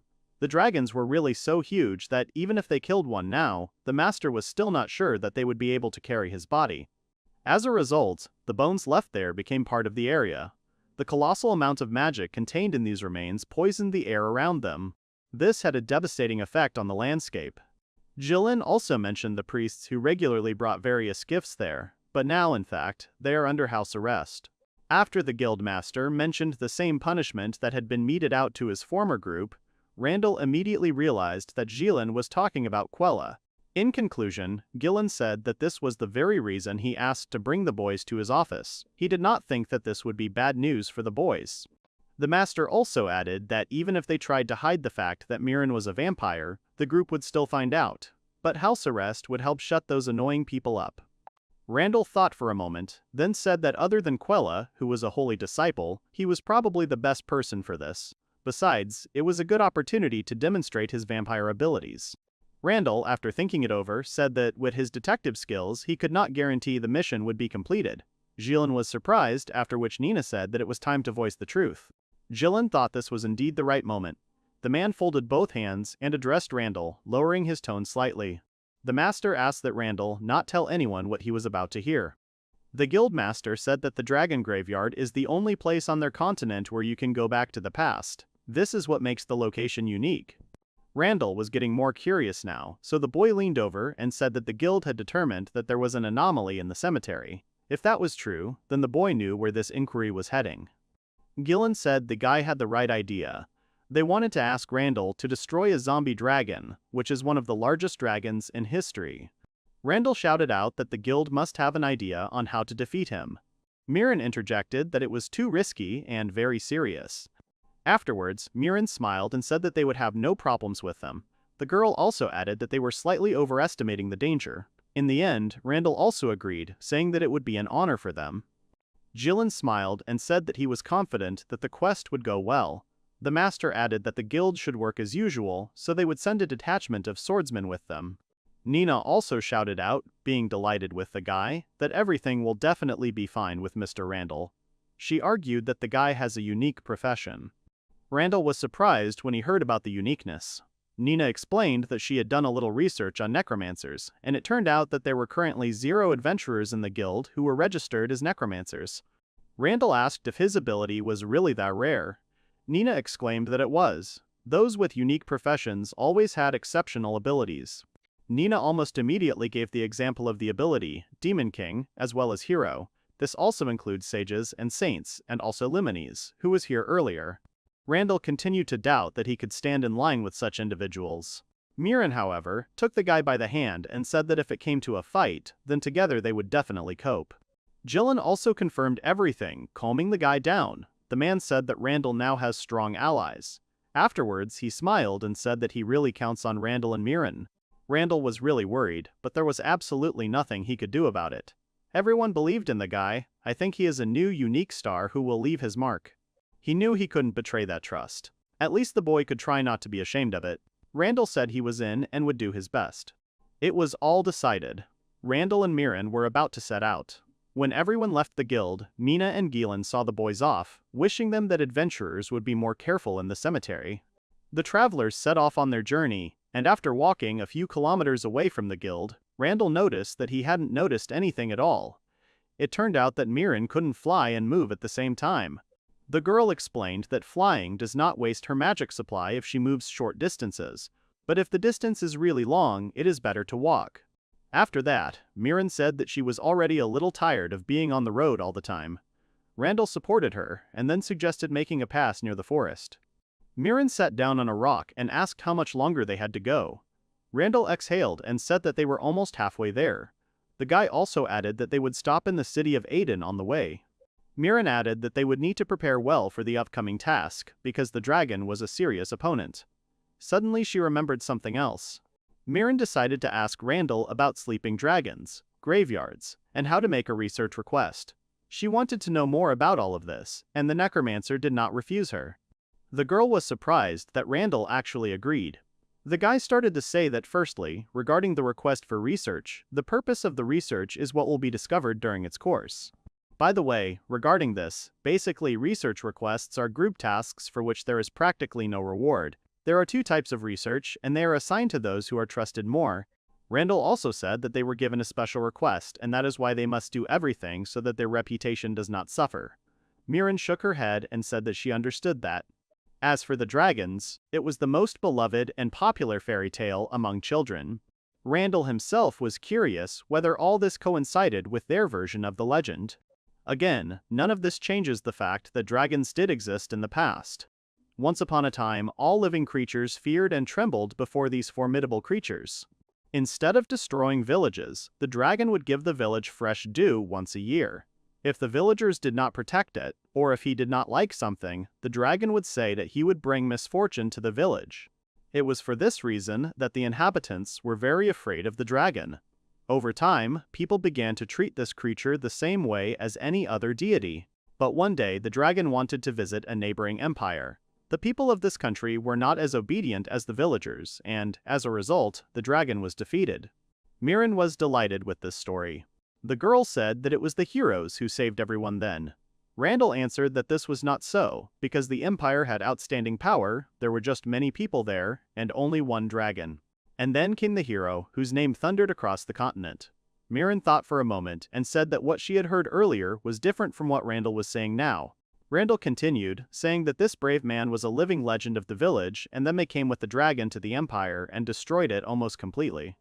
Then a meeting was held in the village, and the Council of Elders decided that the village should continue to worship the dragon. It was then that the dragon gained the power of harmony. Thus the dragon, who was a god for only one village, became even more revered because he destroyed an empire that the villagers themselves perceived as a threat. After his death, he became even more revered. Miran became curious and asked about the reason why the dragon died. Randall replied that some say that he reached his limit in the war against the empire, and others that he was killed by the locals. Randall added that there is a certain charm to this. Some dragons have been described as protective, while others are said to be vicious and aggressive creatures. Well, there were many theories, but in any case, the dragon is dead, or rather, the dragon from the story about the Empire. The only thing that is known for sure is that the heroes really existed. Suddenly, Randall raised his index finger and said that he would tell the girl what the cemetery looked like. He said in a tense voice that it was a dangerous land, full of miasma. Some adventurers have discovered demons living there, and some go there to make medicine from the dragon's bones. The miasma is so thick that there is as little light as in a deep dungeon. There were also rumors that anything could happen in this place, which was the reason the guild sent them. Miran said that she now understood what Jilin and Nina meant. After this story, Miran jumped up from the stone and said that if everything is really as Randall says, then we need to move. The Necromancer asked the girl if she was okay. Miran replied that the only way to know for sure was there. Then she smiled and said that, besides, they weren't alone. Randall smiled and said that she was right. After a couple more hours of travel, Randall, Miran, and the two spirits finally arrived in the city of Aden, where Randall had previously suggested stopping for a comfortable night's stay. The city itself was full of life.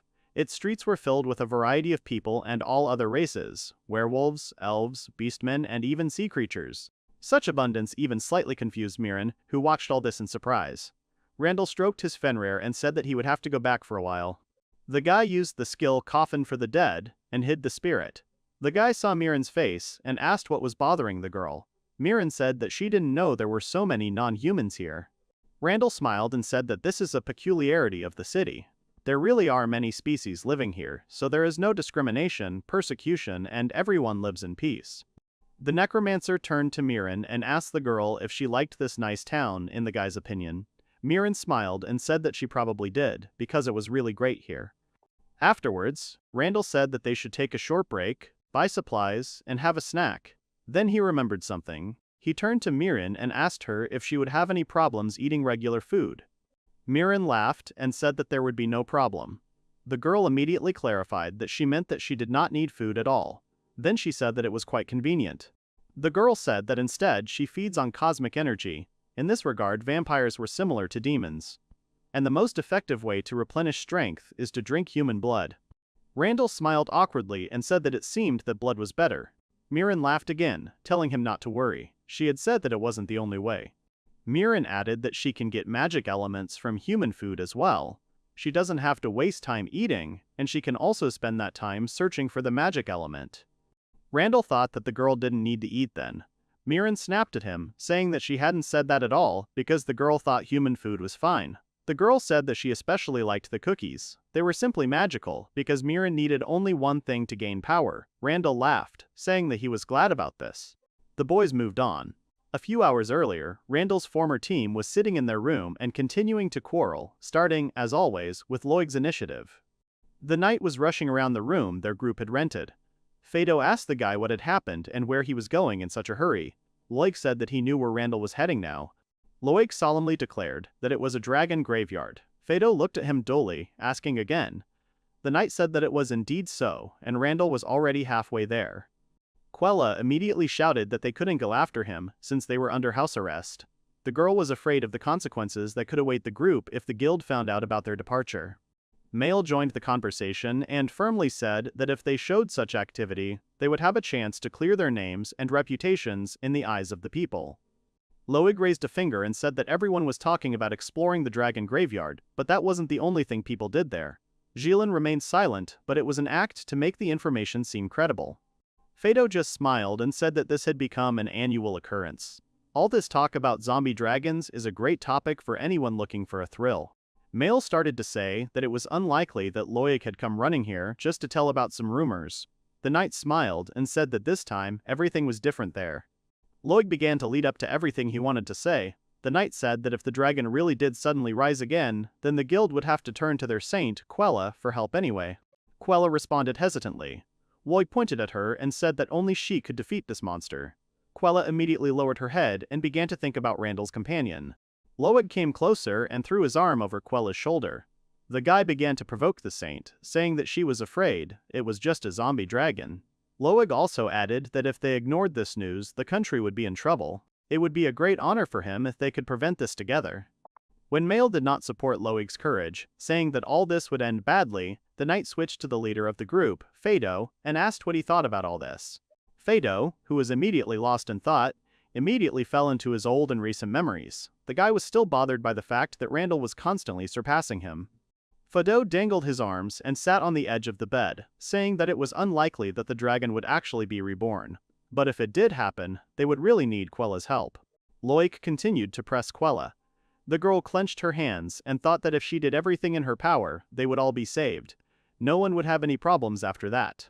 Quella gathered her thoughts and confidently shouted that she would do it if necessary. Loig raised his hand and said that now they would force the guild to accept them back. While the group was rejoicing and preparing to leave for the dragon graveyard, Gion sat in his office, giving his men a new assignment. The man quietly said, looking at the portrait, that he was getting what he deserved. It was a poster with a portrait of Loig, announcing that the boy had been stripped of his heavy knight's license. It was also a report to Lord Cecilium. Randall and Mirren were walking through the city. The girl said in admiration that there were so many people here. He asked her worriedly if she was okay. The guy was very worried about her. He couldn't understand how she felt in a crowd of people. Mirren smiled widely and answered that as long as no one showed aggression towards her, everything was fine. She came closer to him and grabbed the guy's hand. The girl looked into his eyes and happily said that if he was so worried, then holding his hand, they would look natural and everything would be fine. All the boys looked at Randall with a glare. Mirren grabbed his hand tightly and ran with the boy down the street. Randall looked at the happy Mirren and awkwardly told her not to hurry. Their food wasn't going to run away. The girl pointed ahead and happily shouted for him to look. It looked very tasty. Mirren was in complete euphoria from the new place and the people around her. She liked everything. Randall was amazed by her happy face. He had never seen so much joy from simple food. He decided not to answer anything but just run with the girl. He awkwardly thought, okay, he will go with her. The girl and the boy stopped at a counter with a huge fish. Mirren asked the boy standing next to her about everything with great interest. Then they went into a store with clothes. Then Mirren and Randall went to the street vendors who sell snacks. Mirren smiled widely and looked at Randall happily. The boy smiled back at her. Her happiness was transmitted to him. He couldn't help but smile back at Mirren. Mirren and Randall rode on Ray to the dragon graveyard. The wolf carefully carried his master and his girlfriend. Randall got off the wolf and looked around in surprise. The girl was in no hurry to get off. Mirren said that here they were. This is the mountain where the dragon graveyard is. The guy said that he was very grateful to Ray for the ride. Ranadal closed his eyes and awkwardly said that it was good that he had come here on Ray. He would have to practice his wings so as not to burden Ray too much. Mirren decided to support her friend and said that from what she had seen earlier, he had already mastered them and would soon be able to master them. He replied that he hoped so. Mirren, Randall, and Ray walked down the path to their destination. Mirren nervously said that it was so dark here. He said that it was. It was even worse now than the last time he visited. Mirren asked him in surprise that he had been in this place before. Randall looked at the girl and asked if there was a reason for the algae to grow so much. Mirren told him confidently that it was the remains of a magical creature. Such things usually became undead if left to rot. The girl asked him his own question. She asked if there was a reason for the algae to grow so much. Randall awkwardly replied that there was. He should have been given a proper burial. Randall looked at Mirren and asked loudly what she meant by holding back her power too. Randall added that it was no wonder Gillen wanted them to do it. Mirren replied that yes. She meant that the original magic was too dark. They couldn't just leave it like that.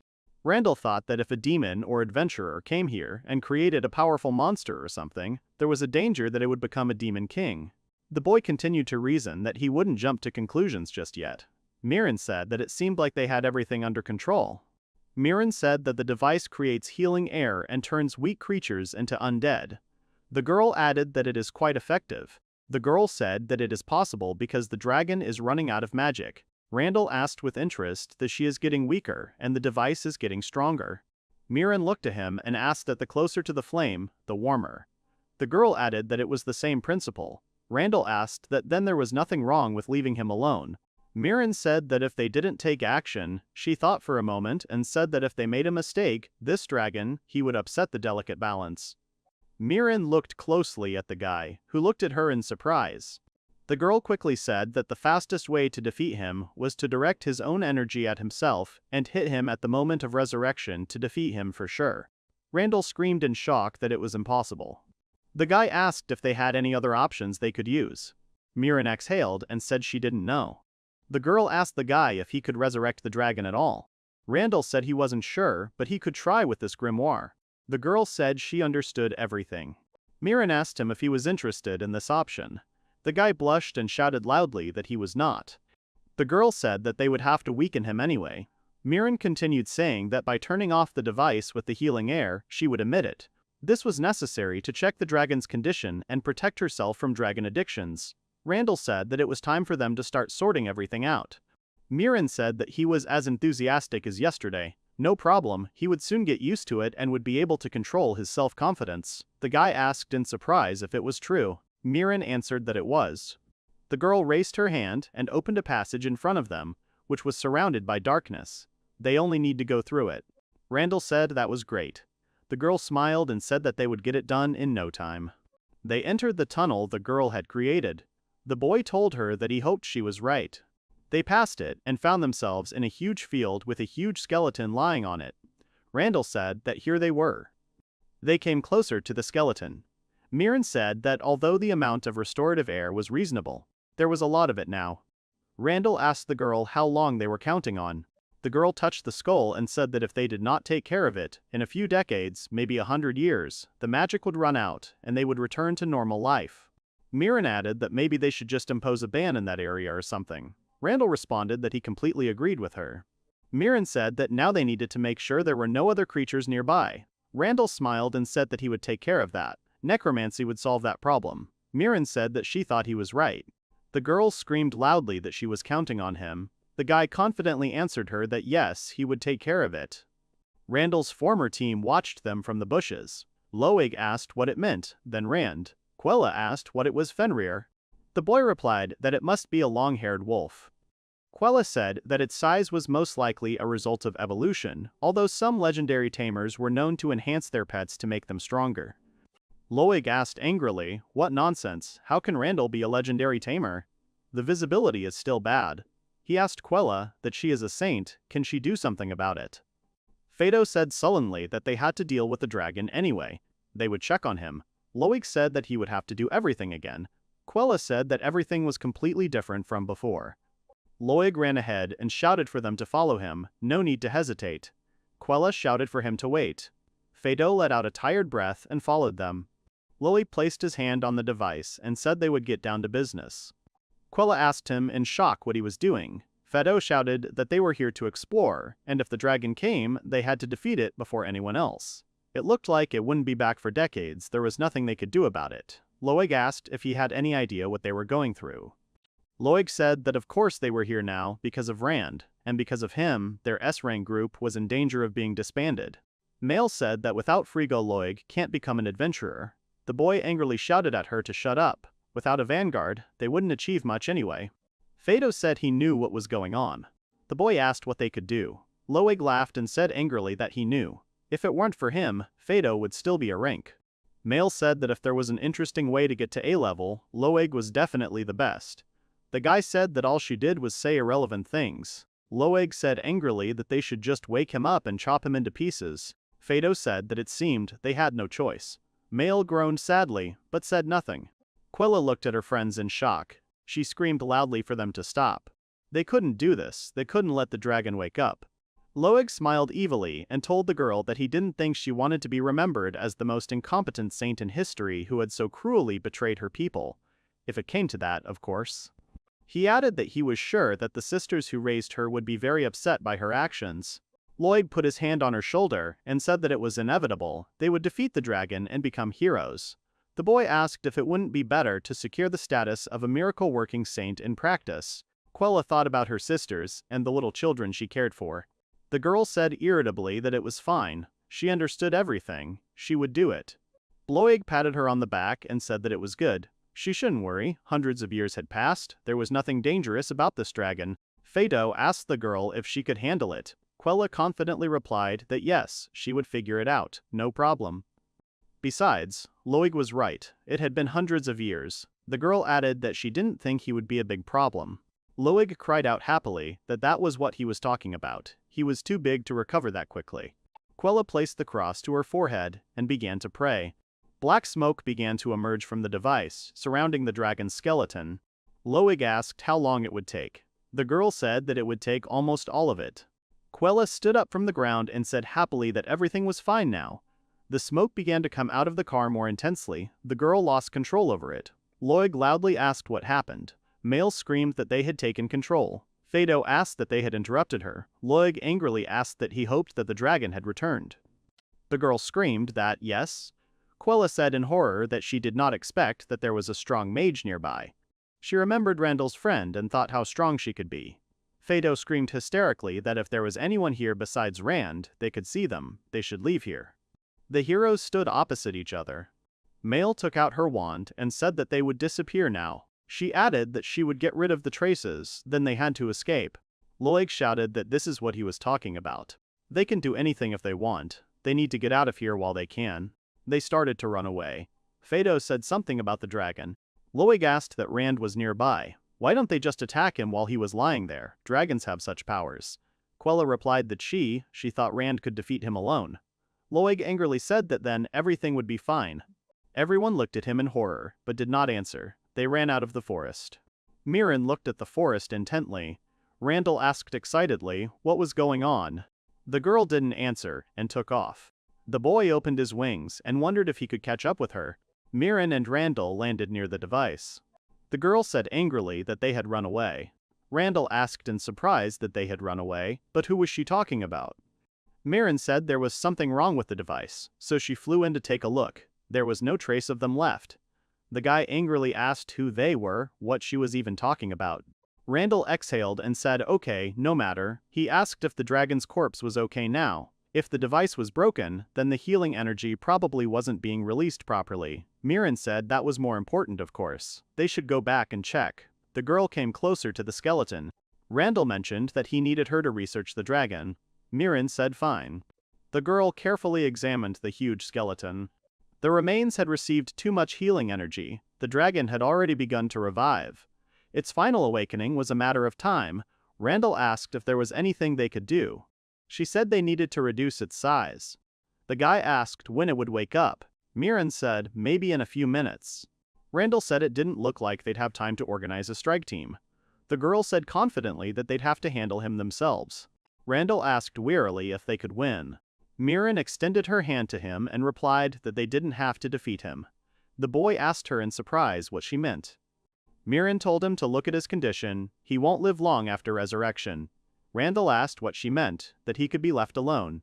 The girl replied that they had a maximum of half an hour. His energy would only be enough to damage the nearby city if it was enough. Randall shouted loudly that they couldn't allow that. Mirren said, of course. If his body was destroyed, he would only be able to exist in a state of spirit. That's when his turn would come. The guy asked her in surprise what she meant. The girl smiled broadly and said necromancy. She asked if this wasn't a good time. They heard a loud roar. Randall said it started. The birds began to leave the forest. Mirren said loudly that they had 30 minutes. Their job was to distract him during that time. The guy replied that he understood. The dragon appeared in front of them. The girl screamed loudly that they were starting.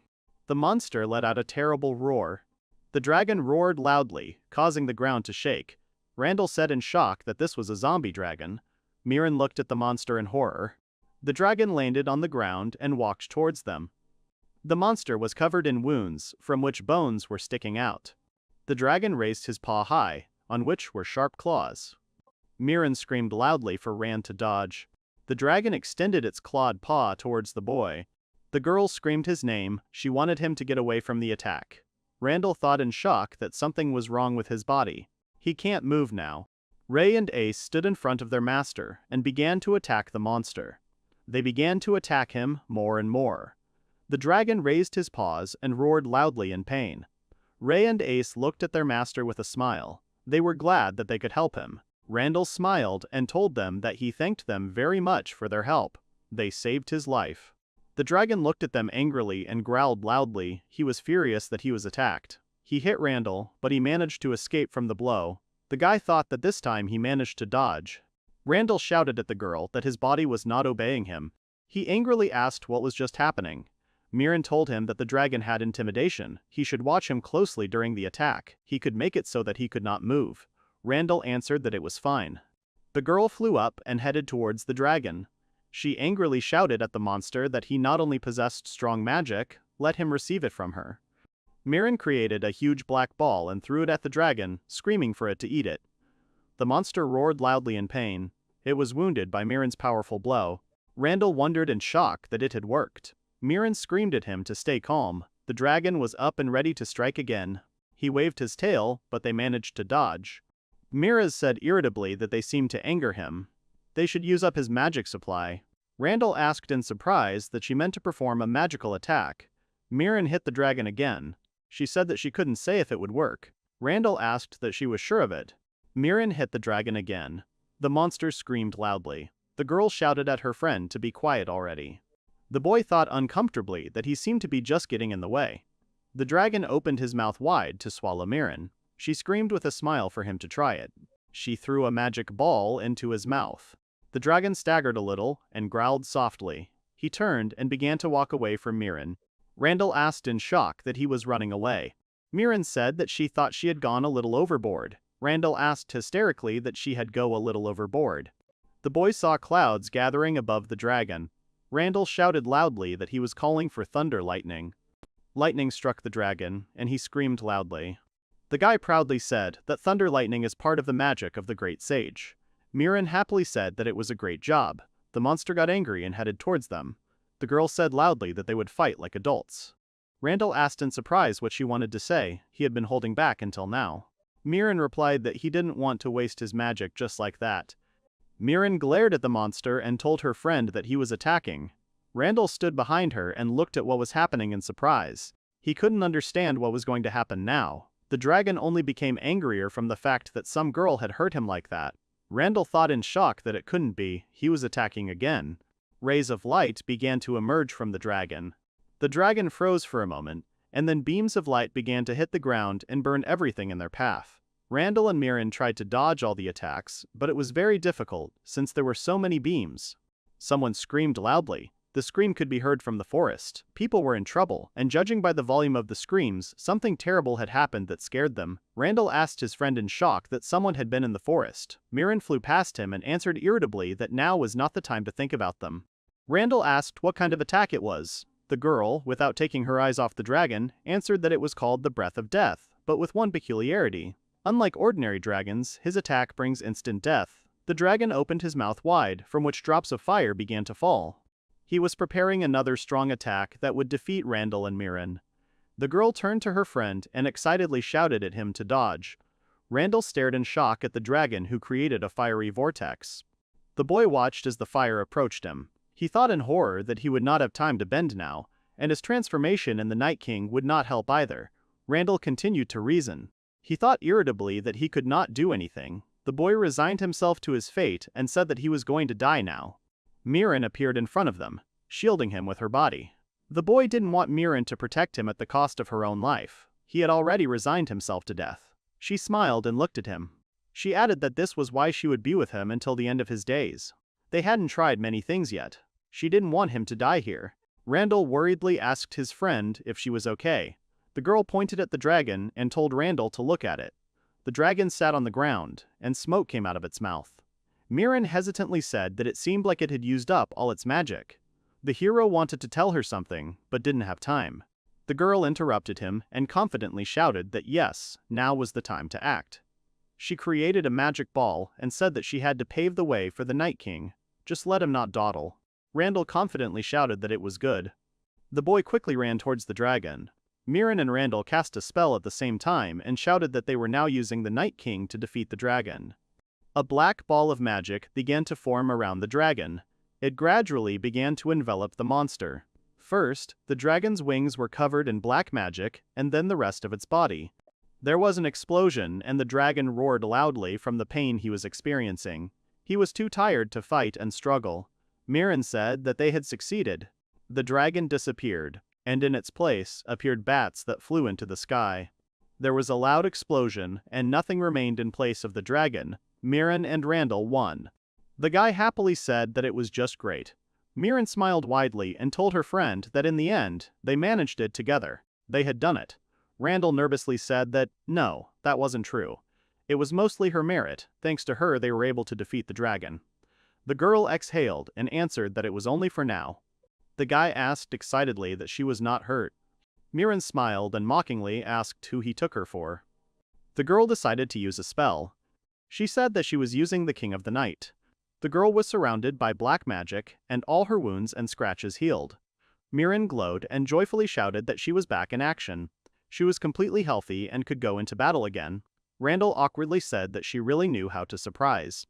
The girl told him that if he was going to practice necromancy, now was the time. The boy said yes, that's right. Randall opened the book and touched it. He said loudly to come back to life. Miran asked him with interest what was going on. Was everything working out? Randall confidently replied that everything was fine. In front of them was a dragon that looked very healthy. The resurrection of the ancient dragon, Great Calamity, had been successful. The ancient dragon, Great Calamity, was now available for use. Miran cried out happily that it was just wonderful. It worked. Miran confidently said that it was now a full-fledged young dragon. Randall asked in shock what a dragon it was. The guy said that the dragon would be bigger than the wyverns they usually ride. Randall asked curiously that Great Disaster wasn't his name, was it? The girl replied that he was right. That was what he was called before. I think he would want him to give him a new name. The dragon growled in agreement. Randall replied that was fine then. He walked closer to the dragon and asked what about Earl. The dragon's eyes widened in surprise. Earl purred in agreement. He leaned over to Randall and began to hug him. The boy stroked him happily. Miran smiled and said that he seemed to like the name. Earl Great Calamity has received new. The unique skill he received is Champion of the Night King. Additional skills are Dragon's Blessing, Dragon Fight. He also received the skills of Dragon's Breath. Additional skills are Dragon's Blessing, Dragon Fight, Dragon's Breath. The girl asked the guy with interest if he had acquired any skills. Randall looked in the book and answered that yes, 1 unique skill and 3 additional ones. The guy added that he had another unique skill. He was starting to look like a monster. Miran angrily screamed that it was rude. She asked that there was plenty of room. Why don't they practice a little? Randall said that was a good idea. The boy shouted loudly for Earl to get ready, to use the dragon's breath. The monster purred happily. Miran looked at the boy with a smile and thought that he was getting stronger. Randall happily shouted to Earl that everything was fine, let him continue. The boy skillfully led his friend, who listened to him without question. Miran continued to reason that she was getting stronger with him. Randall was full of surprises. The sun was already starting to set. Randall sat down tiredly on the ground and said that they were taking a break. Miran looked at him with interest. The girl was floating in the air at that time. She asked her friend with interest how many unique skills he already had. Randall replied that he had 4 skills, I think. Miran asked in shock that he had 4 skills. She said irritably that usually if a person has even 1, they are already considered to be among the strongest beings. Randall scratched his head awkwardly and asked if that was true. Miran angrily asked that he didn't understand anything at all. The girl said that unique skills were valuable if he knew how to use them. She went on to say that they weren't used for any specific purpose. They were like personal symbols. Randall asked what that meant. Miran replied that the Dark Lord he received this time was equivalent to her Night King, a skill that affected everything that happened after sunset. The girl screamed angrily, which was difficult to explain. Randall thought awkwardly that he had not understood anything. The guy asked if she could paint him a picture later of what she was capable of now. Miran happily replied that it was a good question. His dark magic had increased significantly, and he could now take control of the enemy's magic. That was how she turned the influx of air into an ebb. The boy asked her again in shock. Randall loudly asked what she had just said, that he could interfere with other people's magic. Miri replied that she had said that. Randall thought in shock that he found it hard to believe. The girl agreed that he must be skilled enough, otherwise he could hurt himself. The guy continued to reason that for some time she would not be able to take control of opponents more advanced in magic. For now, this skill can be considered simply a magical enhancement. Miran asked what skills he had acquired before. The guy took out a book and said that he would look at it now. He started counting all the skills he had. The girl awkwardly asked how many there were. Randall said, first of all, recovery from food, improved nutrition, recovery from blood. The girl looked at Randall and said that she also had a blood restoration. Not sure if it would be of any use to him. The guy said that this is how it works. Miran asked him if he still didn't want to start drinking blood. The guy awkwardly replied that he didn't. Randall asked if he could use food recovery and enhanced nutrition. The girl said that if they were enhanced, he would heal and become stronger just by eating something. The guy imagined himself becoming very fat and eating constantly. Randall awkwardly said that it wasn't the best picture. Miran asked her friend with interest what additional skills he had. Super strength, super reaction, super sense, white flame, lightning, black wings, huge dark magic boost, blood regeneration, dragon's blessing, dragon fight, dragon breath. Miran asked in shock that he had more than her. He only knows the names anyway. They can talk about dragon skills. She will explain what they are. Miran said that, firstly, Dragon Blessing is a set of defensive skills. It also protects him from cold and heat. Dragon Fight is an improved version of Intimidation. It is a useful skill. Miran added that Dragon's Breath, in turn, is an improvement of all attributes, and now he can attack using all attributes at the same time. The White Flame and Lightning are also enhanced by the Dragon's Breath. Randall said in surprise that it was great. That's a very good set of skills. Miran replied with a smile that she had said he was a real monster. Randall started waving his arms excitedly and shouting loudly that no, it couldn't be. Miran started to walk away, saying that they were done here and it was time to go home. Randall shouted for her to stop. Randall asked why they didn't have fun in the next village. Miran hesitantly replied that they could. The girl followed the guy, but she hid behind his back. Randall asked what was wrong. The girl said that she was asking for forgiveness. He asked in surprise what she was apologizing for. Miran asked, upset, that she had gone too far in the fight with the dragon. The girl said that if people saw her, they would think that. Randall remembered how she fought. He understood everything. Miran said in horror that she was very scared. Randall thought that of course she was scared. If he were in her place, even he would be terrified. The boy put his hands on Miran's shoulders and said confidently that if she didn't mind, he'd like to know what people had done to her. Randall asked what she would tell him. Miran looked at him in surprise. She lowered her eyes and replied that it was fine. She will tell him everything. Miran revealed that she was the only child of a royal vampire family, but soon after her birth, a vampire hunt broke out. Randall looked at her in surprise. The guy told her to stop. She said that no one around her died during her walk. The girl awkwardly replied that she was too young to remember all the events. Miran added that she was telling it now. She read it in a book. Randall said that it was clear, but it meant. The guy was horrified and thought that her parents had already died. The girl interrupted his thoughts and said with a smile that her parents, by the way, were alive. Most likely, after the shock of that day, they fled and probably abandoned her. Miran went on to say that in any case, there was no record of anyone being captured or killed by vampire hunters. Randall said that if they were alive, they were probably worried about her. Miran smiled sadly. She said that she doesn't know where they are now or what they are doing. I think there is a good reason why they can't meet or contact her. Randall asked that she didn't even know where they were. The girl answered with a smile that, unfortunately, she was sure that they were somewhere far away. The guy asked if she was offended or anything like that. Miran replied that they had no concept of lifespan, and the bond between parents and children was not as strong as in humans. She was neglected as a child, so it's no wonder that her relationship with her parents isn't the warmest. The girl sadly added that they tried to kill her as an infant. Someone sealed her room, so she survived. Randall asked who it could be. Miran said she didn't know, but she was definitely needed alive. She was in a room with food, clothes, and everything you could want, and instead of toys, there were full bookshelves. At least she was safe there. The guy thought that it must have been strong magic. He went on to reason that if he were a human, he would be a sage. If a demon had locked her up, he would be one of the 4 heavenly kings. Randall asked what was in those books. Miran replied that they were mostly history books. All the tragedies that had happened to their country, the entire history of this world. In all of them, people were described as the biggest threat. The girl added that this is why she is afraid of people. Randall looked at her and thought that not only had they taken away her parents, but they had also destroyed her homeland.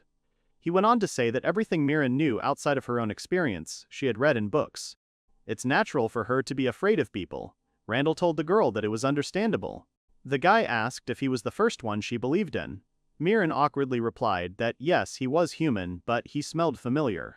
Randall thought he wanted to dispel the fear of people, but how could he do that? The guy added that let this be the first step. Randall told her that the knowledge she had gained from books was no longer relevant. The girl looked at him in surprise. The guy said that the heyday of vampire hunting had long passed. In their time, people didn't treat vampires so badly. Mirren answered hesitantly that she did. The hero looked at the girl silently. Randall grabbed her hand and ran with her, shouting that it was better to see it with his own eyes than to trust words. She shouldn't worry, everything will be fine. The girl answered that it was fine. She ran with her friend through the forest. They returned to the village. Randall looked at the girl who was hiding behind him. He said that here they came. The people who met them shouted that the heroes were here. The man shouted that it was them. His friend bowed to them and said that he thanked them very much. They were so grateful. Randall asked the girl what she was surprised about. Mirren shouted at the guy that, of course she was surprised. The girl added that she thought that everyone would immediately run away from her appearance. The village elder named Zig came out to them. He said that he was very grateful to them. The man continued to say that he had witnessed them defeat the zombie dragon with his own eyes. Mirren asked in surprise what he was watching them for. Randall said that yes, the guild was currently looking after the dragon graveyard, but that role had originally been filled by their village for generations. Sieg said that unfortunately, they wouldn't be able to give them enough attention. They were in the midst of preparing for the festival, and they would be very grateful for their help. Mirren said in surprise that she couldn't believe they accepted her so easily after seeing her fight. Randall replied with a smile that he told her everything was fine. The girl smiled widely and happily shouted yes. Randall watched the girl all evening. He thought that she was so touched by the kindness of these people. Randall went on to reason that gradually Mirren would stop being afraid of people. He sincerely hoped so. At this time, Randall's former team was still in the forest. Fado saw Loig lying on the ground covered in blood. The guy screamed loudly, "What happened?" He started shaking Loig and telling him to wake up. He was the one who brought them here. Quella ran up to them and shouted at Fado not to touch Loig. The girl tried to use the spell several times, but nothing worked. The man remained unconscious. Male approached her and replied that it wouldn't help. The zombie dragon was too strong, it was too late, don't waste your strength. Quella looked at her friend in horror. Fado hit the stone and asked angrily why. The guy thought they saw a risen zombie dragon. They were seized with terrible fear. All they had left to do was run away. Fado asked how Rand could deal with such a monster. He thought they had run away, but Rand stayed. He was strong not only physically, but also mentally, so they had lost. Male asked Fado what they were going to do. The boy screamed hysterically, what could they do? The monster they were supposed to defeat was gone. That monster would have killed them for sure if it weren't for Rand. Quella screamed at him to calm down. The hero froze in horror. Fado thought that he would never surpass Rand. He grabbed his head and muttered that all he did was try to beat Rand. Fado screamed at his friends that they knew about it. He did everything to suppress him as a leader. The guy with tears in his eyes shouted that Rand was actually stronger than him. He continued to scream that they had been making fun of him all this time. Fado asked what they liked about humiliating him. Quella shouted loudly for him to calm down. Fado grabbed the sword and said that it was all over. Quella asked excitedly what they should do. Fado pointed his sword at Loig's body and screamed that this was all because of him. Quella screamed in horror that she was asking him to stop. Fado screamed for her to shut up. The boy chopped off Loig's head with all his might, and it flew off easily. Fado looked at everything he had done in shock. The guy looked at his hands and said that he killed him. Male ran up to him, screaming for him to calm down. The girl said that Loiga wouldn't have survived anyway, he didn't kill him. Male confidently said that now she had an idea. Her friends looked at her with interest. Fado asked what the idea was. Male remembered the happy faces of Mirren and Randall. She looked deeply into the eyes of her comrades and screamed angrily that she would kill Rand. Fado asked in shock that she wanted to kill Rand. He came closer to her and asked that she was sure of her decision. The guy said that they would commit another crime. Male said that the girl with Rand, she is definitely a vampire. Quella and Fado asked in surprise that she was a vampire. Mail sternly said that this was her plan. The girl said that the vampire who turned the dragon into a zombie and Rand who killed him, they will kill him. They will kill Rand and sell the vampire to an organization that will stop and lock her up. Fado asked in shock that the organizations, she meant the Sorcerer Association. Mail answered confidently that yes, she had some connections with these organizations. The girl continued to say that the Sorcerer Association was quite sensitive to vampires. Their leader is the famous vampire hunter, Myrelle and Tyre. Quella asked what she was saying about Myrelle. There are some bad rumors about her. Mail replied that the Sorcerer Society, no, Myrelle still wanted to hunt vampires. The girl added that she only needed information. Fado said that it was clear. The guy asked what about Loig. Fado angrily said that they were the only ones who could bring him to justice, even if they did it now. Mail looked at her dead friend and replied that he had no choice. She was sure that many people were worried about his fate. They were sincerely worried. Quella said that this was true. Mail asked what would happen if Loig left the ranks of adventurers. Quella replied that Mr. Loig would likely never return to the Order. Fado said that, yes, he had done so much for them, he thought the knights would want nothing to do with him. Loig himself had no intention of taking up permanent employment. Quella said that he would have become a bandit or a soldier in another country's army. Mail said with a smile that in either case he would have remained an enemy to the Order. The girl said that he was a stain on the Order's history, so they wanted to get rid of him. She suggests that she should be the one to finish him off. Quella replied that she would never do that. If Loig started fighting for another country or became famous as a robber, it would bring even more shame to the Order. They would be willing to kill Loig to solve this problem and never mention it again. Mail said that it would probably be quite problematic for them. So now they have a trump card in a conversation with the Order. They had a reason to do this before. The girl continued to say that now there are two organizations that do not like vampires and can put pressure on the guilds. The Order and the Association, they wouldn't dare refuse. Mail added that she was sure the church wasn't too fond of vampires either. Quella said that was true, but Mail interrupted her and said that they had no choice now. Everyone looked at each other tensely. Mail said that they could only return if they finished the job. Quella said that she didn't know, it was all weird. Mail said that if they returned, they would definitely be punished. Quella asked in horror that they would die. Fado said irritably, that fine, they could do that. Mail lifted Loig's head with her wand. She said that she would take his head. Fado angrily asked why, where they were going anyway. The girl answered that first, they needed to go to Myrelle. At this time, Mirren and Randall came back. The girl happily said that they were finally back. Randall told her that they should visit the guild first. They went inside. Jillian came up to them and happily said that they were back. They had done a good job. Randall looked around the room. He asked if there weren't more adventurers here than usual. Mirren asked with a smile that there must be a reason for that. The boy gasped in surprise. Randall wondered if the guild had received the message about the zombie dragon awakening. Jillian said that, in any case.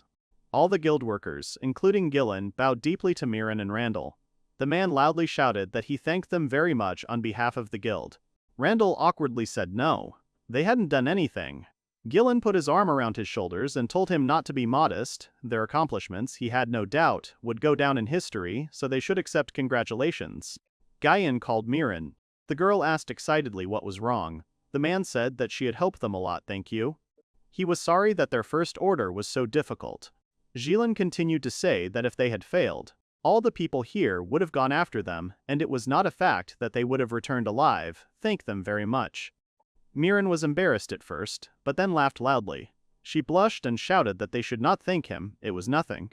Jillian said that she had already spoken like a real hero. The girl asked in shock that she was a hero. Mirren shouted loudly that yes, he was right, that was for sure. Jillian said with a smile, said that the two of them were allowed to re-evaluate the rank. The man added that after completing this task and killing the dragon, as a special exception, he would promote them both to A rank. People shouted loudly that Randall and his team had done it. They continued to shout that everyone would be promoted to A rank at once. They would like to, and they would take that risk. The man asked what he thought he could do against the zombie dragons. One of the guys shouted that he would die on the spot. Jillian shouted loudly that so would Mirren and Rand, since they had a group of two. He gives them an S rank. People cheered that they were given an S rank. The two of them are in a group without Frito. People kept shouting, whatever this is, it's amazing. They have another S group here. Mirren caught the guy's attention. Randall asked what it was. The girl nervously asked that it was good. Randall replied with a smile, "Of course. Of course." Mirren saw his joy and smiled widely. She screamed yes. Jilin put his arm around the guy's shoulders and said that, well, they had gone to a lot of trouble to gather all these people here and help with the zombie dragons, just like that. The man asked Randall that he understood that it was unforgivable to leave them empty-handed. The guy said that he did. Mirren cried out happily that it was good. The girl added that they would then celebrate in style. Jilin replied with a smile that it was an excellent decision.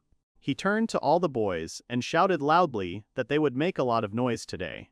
Mirren was eating delicious food and talking to people. Randall looked at his friend and thought with a smile that he could see that she had already made friends and was having a good time. Gillen looked at the guy with interest and asked how he was now. The man said that he was their hero today, although he probably had nothing to talk about with an old man like him. Randall asked him what he meant. The man said that he found everyone and gathered the group, thanks to him for that. Randall said that it was an accident. Jilin said that he did it anyway. The boy replied that he was grateful for the compliment. The man said that he had nothing to thank him for. Randall pointed to the crowd and asked what he had decided to pretend that this was a goodwill gesture on the part of the guild. Jilin replied that he was strange. He would give him advice to be more suspicious of people. The boy thought that this was being told to him by a man who had betrayed his people, for which he had received a scar on the street. Randall told the man that it was not for him to talk about it. Gillen said it wasn't just him. The negative image of the vampire runs deeper than they think. It's entirely possible that the adventurers of that era are still alive, considering that they weren't all human. Randall said that thanks to him, few people in the guild cared. Gillen chuckled and said that he thought now was a good time to tell him. Randall asked what he wanted to tell him. The man replied that Fado and 3 others had disappeared from their sight. "It's entirely his fault, sorry," Randall said excitedly. "No, he can't control S-rank groups, no need to worry." Gillen replied angrily that so be it, but he thought they knew what would happen if they ignored his request to give up. It was foolish to hope for that. Randall looked at him carefully and asked what his plan was. Gillen replied that they were sending out a search party. He was sure they had a goal. Perhaps they were planning to bring something back as an achievement. The man continued to say that the villagers they had saved from the dragon had not seen them. Breaking house arrest was not the best idea. Randall said that he understood. Gillen looked at the worried boy and asked what was wrong. Randall said no, it was just a guess, but if it was right, they would have a hard time. The man told him to hurry up and tell everything. Randall quickly said that when they arrived at the dragon graveyard, Mirren said that the dragon was not strong enough to awaken. Guyleen asked in shock what they had just said. The guy replied that they thought that examining the remains would not be a problem, so they were going to do a normal investigation and return home. The man screamed at him to stop. The rebellious dragons were artificially created, so someone could control them. Randall said that couldn't be. He thought that meant Fado and the others. Gillen said it didn't matter. The important thing was that someone was plotting to wake the dragon. Randall said yes. He added, surprised, that meant they could use that mechanism. Gillen said yes, if they got it, they could study it. He added that he would take care of it. Randall thanked him. Gillen patted him on the back and said that he was sorry for keeping him, that he would get his reward tomorrow, and that they could have fun today. He said that was a good idea. The guy approached a group of people. One of them asked him, when he became so strong, there were only 2 of them, maybe they wanted to join them. One of the guys asked Randall where he found such a beautiful girl. Gillen looked at him and said that in the future he would definitely be respected. The next morning, they met near the guild. Mirren told everything she knew. Giller replied that it was clear it was practically the same as what he had heard yesterday. The man looked at the dragon and asked what it was. A resurrected dragon. The monster purred happily. Giller said he wouldn't worry about it, but it would be better not to make it public for now. Randall stroked the dragon and said he thought so too. He remembered something. During the battle, someone was screaming in the forest. Perhaps someone else was involved in the battle. The guy added that most likely those who were there were attacked by the dragon. Giller replied that it was clear. Thanks for the report, he will give them the reward, but before that he has to tell something. Randall asked what it was. Giller said that Lord Cecil wanted to meet one of them. Mirren asked with interest who Lord Cecil was and what he did. Randall answered him. Mirren asked curiously why such an important man wanted to meet them. Giller replied that he assumed the Lord wanted to thank them. The man threw them a bag and said that the remains of the dragon were a problem for him, because his job was to protect the country from demons, and this was their reward. Randall opened the bag and asked in shock that it was gold. Giller replied that no, it was rainbows, and that was much more than gold. The guy screamed in shock that they were given so many rainbows. Giller replied that it was a serious and important task. Its completion was important for Lord Cecil himself. Come to think of it, that amount might be a bit low for a reward for doing it. Randall said, that's how. Giller said that in any case, let them continue in the same spirit. Mirren and Randall looked at each other and shouted, of course. At this time in the forest, not far from the remains of the dragon, Loig's body rose from the ground and began to walk slowly. Heard a noise. He whispered that he wanted to find his head. Randall pulled out the money and asked his friend what they were going to do with all that money. Mirren looked at him and said that she thought dividing the reward wouldn't be a problem. Randall said that yes, that was for sure. Mirren said that even if they don't need them now, they will need them in the future. The guy thought about it and answered that yes. The guy asked if such a time would ever come. Randall exclaimed in surprise that it definitely would. He asked Mirren that maybe they would restore her country. Mirren screamed loudly that there was no need to do that, everything was fine. Randall asked why not. Maybe she could even meet her parents. The girl said she would like to see them, but there was no hurry, and they were still a long way from death. Mirren asked why he didn't buy necromantic equipment. Mirren asked if her cloak had any special properties. Randall replied that his cloak enhanced his dark magic abilities and could make him invisible. The girl said that until they found something specialized, it was best to arm themselves with what they could afford at the moment. Randall asked what about her gear. Mirren replied that she would have to go through every dungeon to find anything better than that. The boy asked what dungeons were. The girl asked if he didn't know about the dungeon destroyed by God. Mirren said that if he could reach the 8th floor of that dungeon, he wouldn't have any problems finding equipment. Randall said that's what their next target is. He doesn't like it very much. The girl said that they don't have to go straight there. But to go into the dungeon you will need special equipment, and it is better to buy it now. Mirren added that she meant that other than the cloak, all of his clothes were quite simple. Randall cried out in surprise that he thought clothes were just cloth. Mirren said loudly that most of the weapons and armor had magical enhancements built into them. She added that he was the only one in the guild who wore a piece of cloth. Mirren exhaled and said that she was afraid that he would need all the equipment he could get. Mirren asked if there were any stores nearby where they could find what they needed. Randall said that they should go to the city of Alaid, where Fado and his friends usually went. The guy asked Earl that they would get there. The dragon purred affirmatively. The boy and the girl sat on the dragon and flew to their destination. Randall shouted happily that they were going. They flew over the forest. Mirren said that the ride was surprisingly comfortable. The guy answered with a smile that she was right. Randall saw a group of people and asked what was going on there. Mirren said loudly that it was the merchant and his escort attacking. Apparently, they weren't going to give up yet.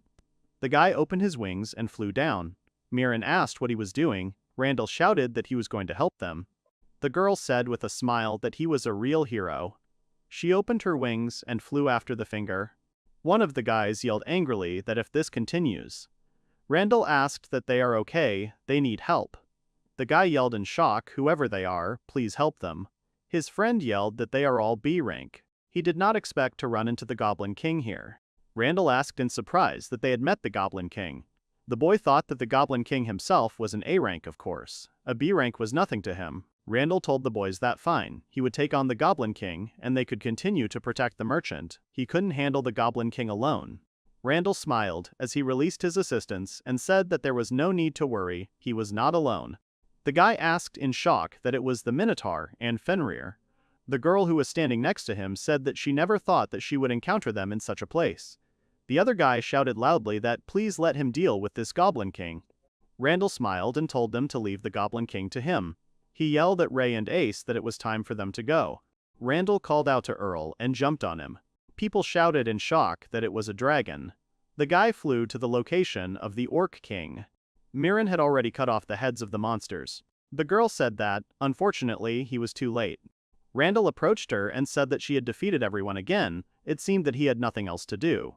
Mirren said that she had left him some sweets. Randall asked what kind of sweets. A huge monster approached them. The guy screamed in shock that it was the Goblin King. Mirren said the Goblin King could give him an extra skill. Randall said he knew. The guy told Ray, Ace, that they could leave, thank you very much. The guys who were protecting the merchant came running. One of them said tiredly that they finally caught up with them. His friend asked what was going on. They hid behind the corners. The Goblin King screamed loudly. The guys who were hiding screamed that they were being blown away. One of them asked who they were. The girl and the guy looked so carefree. Randall yelled at Ray, Aim, and Earl to protect the three. The monsters stood around the boys so that nothing would threaten them. One of the boys shouted that there was a Fenrir, a Minotaur, and a dragon. His friend loudly answered him that no, wait. A demonologist is a person who relies on summoned creatures, so Randall loudly shouted that he was summoning white flames. The enemy died. The three guys shouted at the same time that it was impossible. Randall said that he had gotten Charisma of Kings and Growth Increase. The guy said that yes, he had gotten Charisma of Kings, increases the speed of experience growth, I think. He turned to the guys and said that they should go back. One of them said, yeah, they're okay, they were just something right now. The guy came up to them and asked if they were okay, if they weren't hurt. Randall said, okay, they're just glad everyone's okay. The merchant approached them and said that they had saved his life. The merchant was the chairman of the Midgard Trade Board, named Marin. Randall asked in surprise that he knew them. Marin answered loudly that of course he did. Merchants were people with information, and the two of them were already famous as heroes. Randall awkwardly replied that it was thanks to his friends. Marin said that he was modest. Anyway, let him thank him. He handed him a rock. The guy asked what it was. Marin said it was a membership card for their Chamber of Commerce. Randall asked what chamber. The merchant replied that he was sorry, his name was Marin, and he was a representative of the Midgard Chamber of Commerce. The guy asked in shock that he was from Midgard. Marin asked that it was good. Randall responded loudly that the Midgard Chamber of Commerce was so large that it was said that 60% of the country was under its control. He insisted on formally thanking them later. The man added that until then, he would be happy for them to pay for things with their membership card. Marin asked with a smile that they were in no hurry and could accompany her. Randall replied that yes, it was not too much trouble and Marin would definitely be safe. The man shouted joyfully that it was very kind of them, they were very grateful. The merchant climbed into the carriage, saying that he would prepare seats for them. Marin screamed that it was okay, no need. Randall pointed to the dragon and said that they would be watching them from the sky. Marin said that they would then make sure that they were provided with everything they needed. Randall asked what would happen to all the injured people. The merchant replied that there was no need to worry about them. They prided themselves on distributing high-quality potions. Randall said that it was true. People who couldn't move were running around carefree. A guy came up to them and said that he must be Randall. They helped them a lot this time, thank you. His name is Alan and he is the leader of this united group. Randall shook his hand and said with a smile, yes, it was nice to meet you. Alan pointed to the three guys and said, thank you for looking after a member of the group in the woods. One of the guys said, if they agree to accompany them. He wants them to lead their joint group. Randall asked in shock, what is it? The boy screamed loudly, no, no, no, please. He was not a leader. Marin asked why they didn't try. Randall screamed that he couldn't do that. Marin was better suited for this than he was. The girl screamed that he knew she had never had a single subordinate. They started arguing loudly, and everyone looked at them awkwardly. Randall calmed down and said that they would lead their group. He was Randall, and he would be their leader. Marin was standing nearby, offended by the guy. Randall bowed and said that it was nice to meet him. People started shouting that he was Randall, the great S-rank hero who got tired of it and went his own way. Right, he was still involved with the Saint situation. Randall started waving his arms. He thought awkwardly that he wasn't denying it. People continued to shout, what does it mean that Marin is next to him? She was suddenly given a B rank. People said they couldn't believe that she was not only beautiful, but also strong. In fact, she was rumored to be stronger than Randall. Marin began to get irritated by all these words. She shouted with an evil laugh that she would show them now. She calls the savannah. All the people were lifted up by her bats. Everyone shouted in surprise that it couldn't be. People looked at their hands and shouted in shock that the wounds were healing and the left eye that he had lost 5 years ago was healing. The old wound on my leg is also healing. It's just a miracle. Alan said that he would repeat once again that these two are highly respected adventurers who, although they act as two, are as active as an S-class group. He continued to say that he himself is an A rank, but he is nowhere near as strong as them. Up until this point, he had been their leader, but decided to hand them over to the more qualified Randall. Alan asked people what their objections were. People looked at each other and shouted loudly that no, they were not against it. Randall asked the guy if he was sure about it. Alan replied with a smile that yes, of course, the leader of the united group basically only needs strength, so don't think too much about it, it's fine. Randall replied that it was fine. Randall sat down on a log and began to chat with his new acquaintances. Randall was given food and awkwardly asked if they were sure, it looked very expensive. Marin answered with a smile that the two of them had saved his life. It would be right if they got something equally valuable. Alan said that they had really helped them a lot. He told his friends that he was sorry he hadn't made it to them, he really was. One of the guys asked with a smile that they were alive, weren't they? His friend shouted that was the most important thing. The guy turned to Randall and said that he thought they could have easily dealt with his strength there. Randall asked what he was talking about. The boy said he was talking about the Ghost Forest. Randall thought it was a place where the guild forbids low-ranking adventurers to go. The boy asked what happened in the Ghost Forest. Alan said he got lost there. Randall excitedly asked what he was lost for. Alan said that a little demon had saved him. If his parents hadn't accepted him, he wouldn't be sitting here. Randall said that it sounded like a funny story, but still, a rank is pretty prestigious for the group. They are here to help, so they should continue in the same spirit. He looked at Miran, who was eating happily. The girl coughed and screamed that she was really listening to him. Randall said that it was okay, please, no need to rush. Night fell and everyone went to sleep. Randall was lying in the tent next to the girl. The guy asked what he had done. Miran asked with interest what he meant. Randall said that he did not think of himself as a leader, especially. He is responsible for forming teams, planning and leading the operation. Earl is on duty as a lookout. The guy went on to say that he began to pay attention to things that he previously thought were unimportant, such as noises and animal movements. This is a really valuable experience. Miran said with a smile that regarding this experience, she was sure that he had acquired these skills earlier, and now they were simply useful to him. Randall looked at her in surprise. He thought she was right. Looking back, he realized he had been through a lot. Randall said that might be the case. The boy began to reason that Ray, Ace, Errol, and Miran were constantly getting stronger. He continued to think that he had met many new people. Now was the time to enjoy this life with his friends, but there was still a lot of work ahead.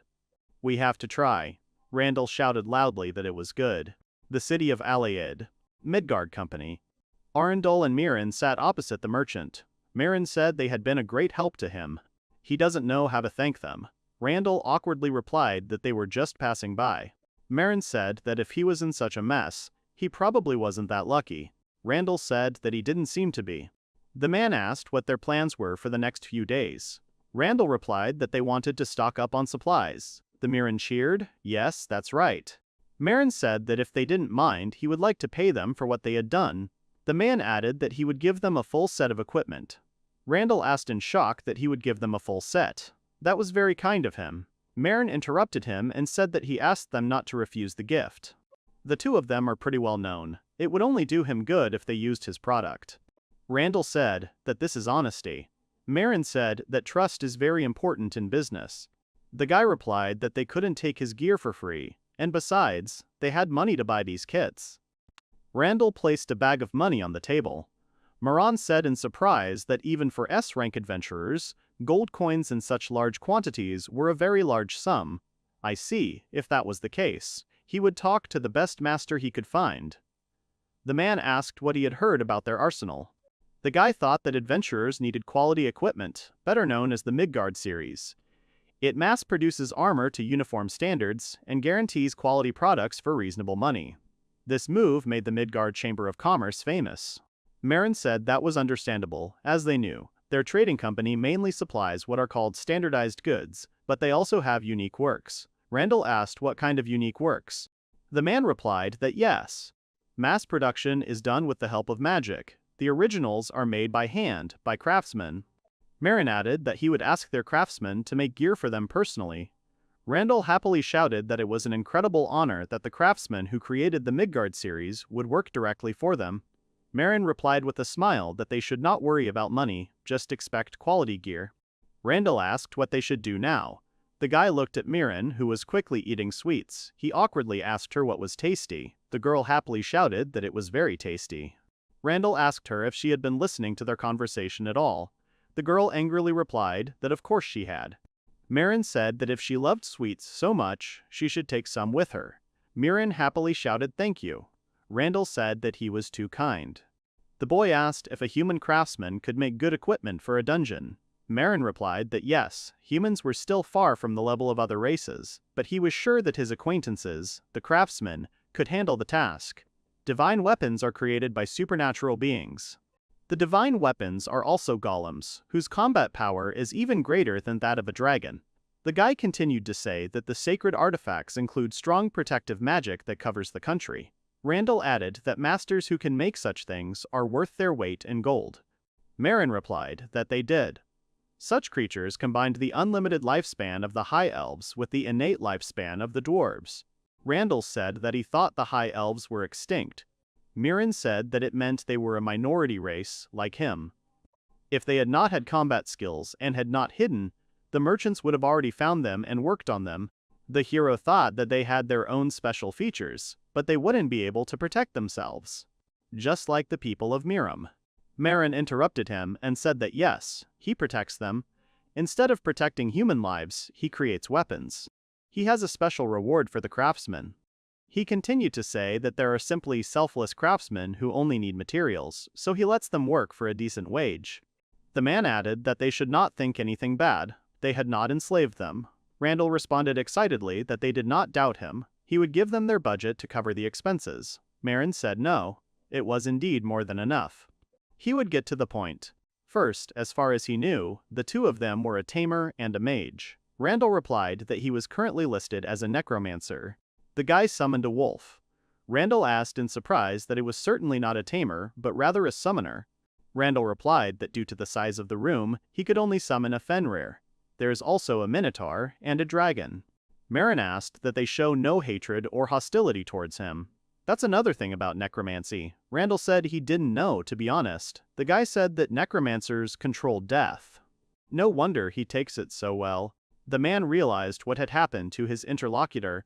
They show no hatred or hostility towards him. He wondered if this was another feature of necromancy. The hero replied that, frankly, he did not know. Marin says that if she wants, she can make someone obey her, no matter how badly she hurts or kills them. However, he is not going to use this. The man is sure that it is because he is a good person. The hero replies that this is not true. The girl objects, and says that's exactly how it is. That's why girls who like him stay with him. The man agrees that it definitely makes sense. Randall asked that he could make more gear for the Fenrir, Minotaur, and Dragon. Marin said that she wanted gear too, but that it should be made with a specialization for dark magic.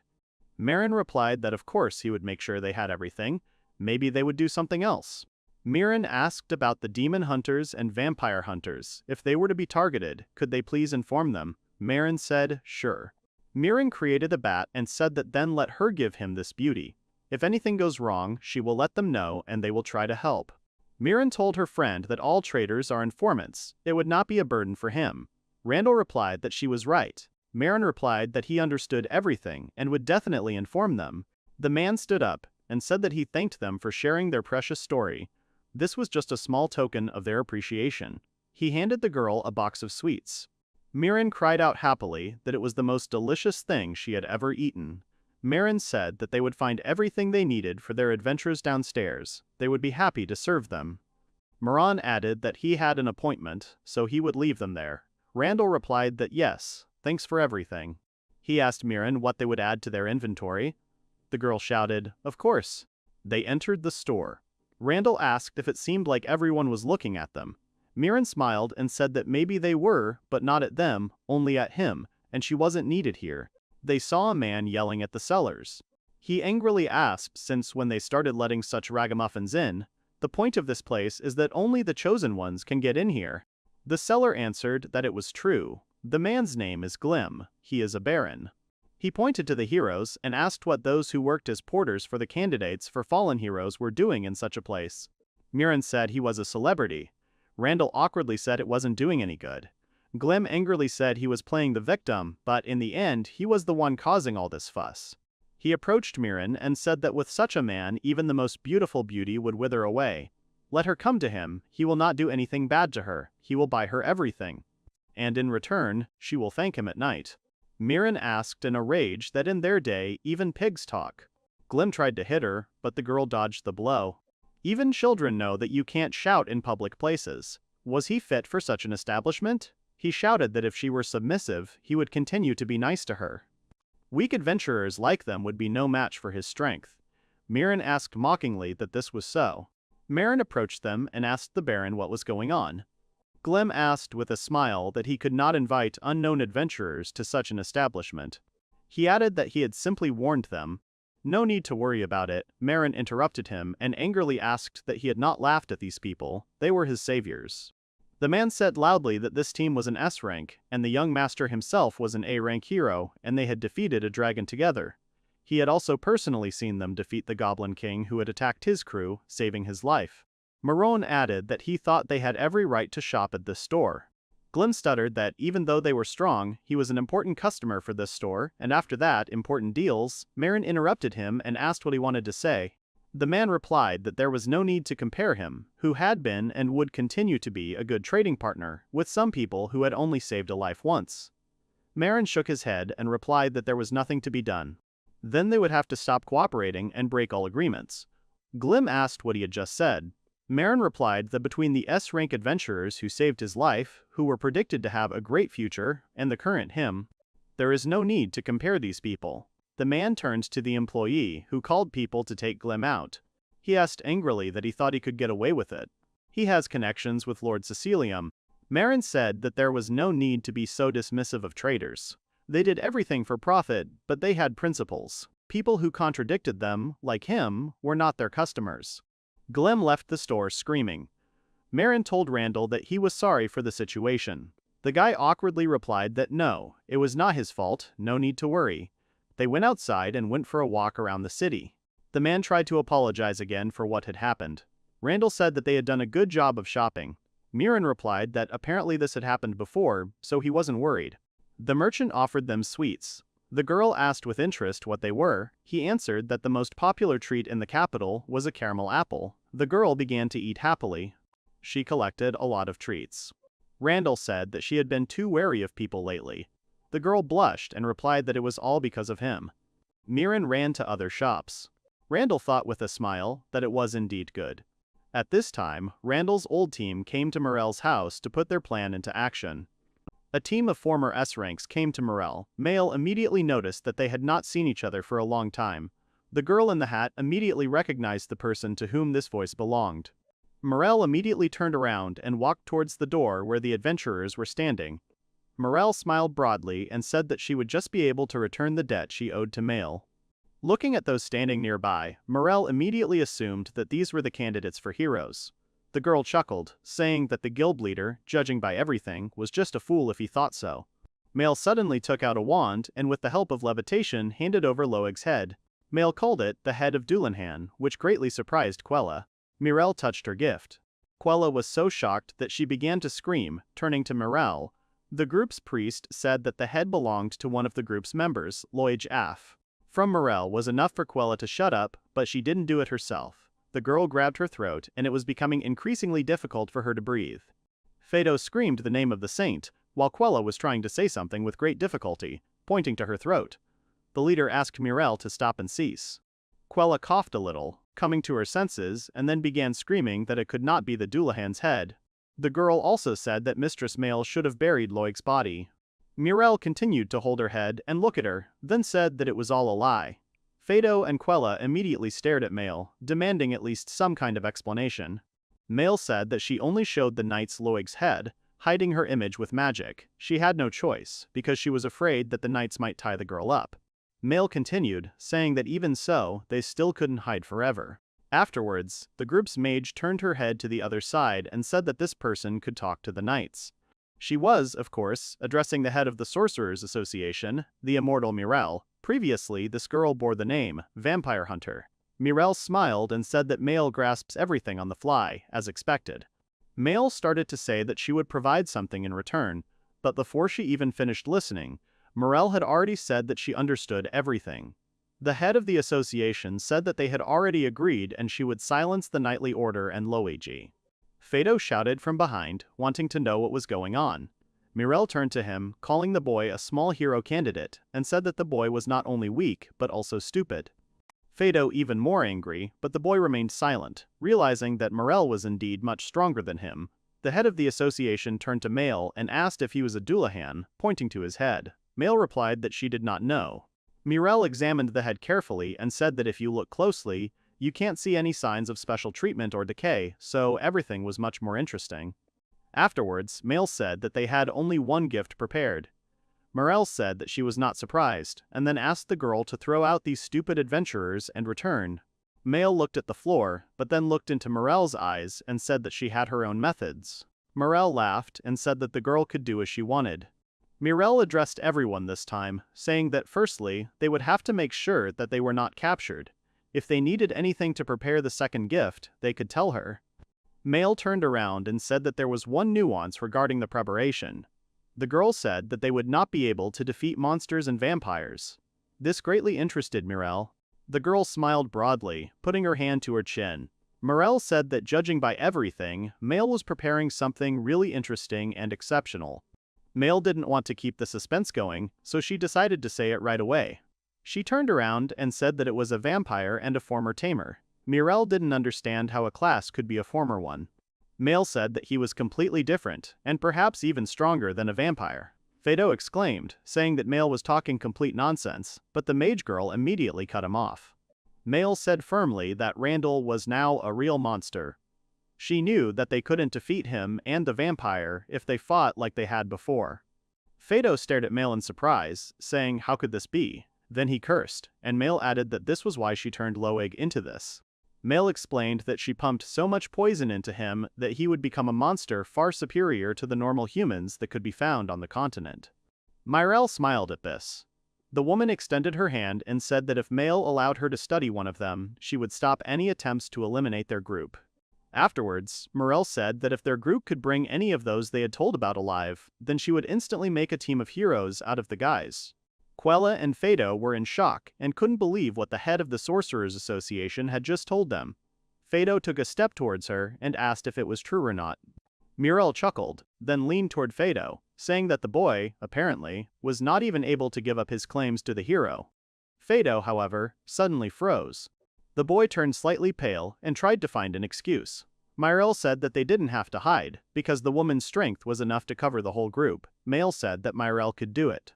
Fado couldn't get away from the thoughts that were running through his head. The boy was fired up with the belief that with Mirel's power he could become a hero. The leader shouted loudly that they were going to do it.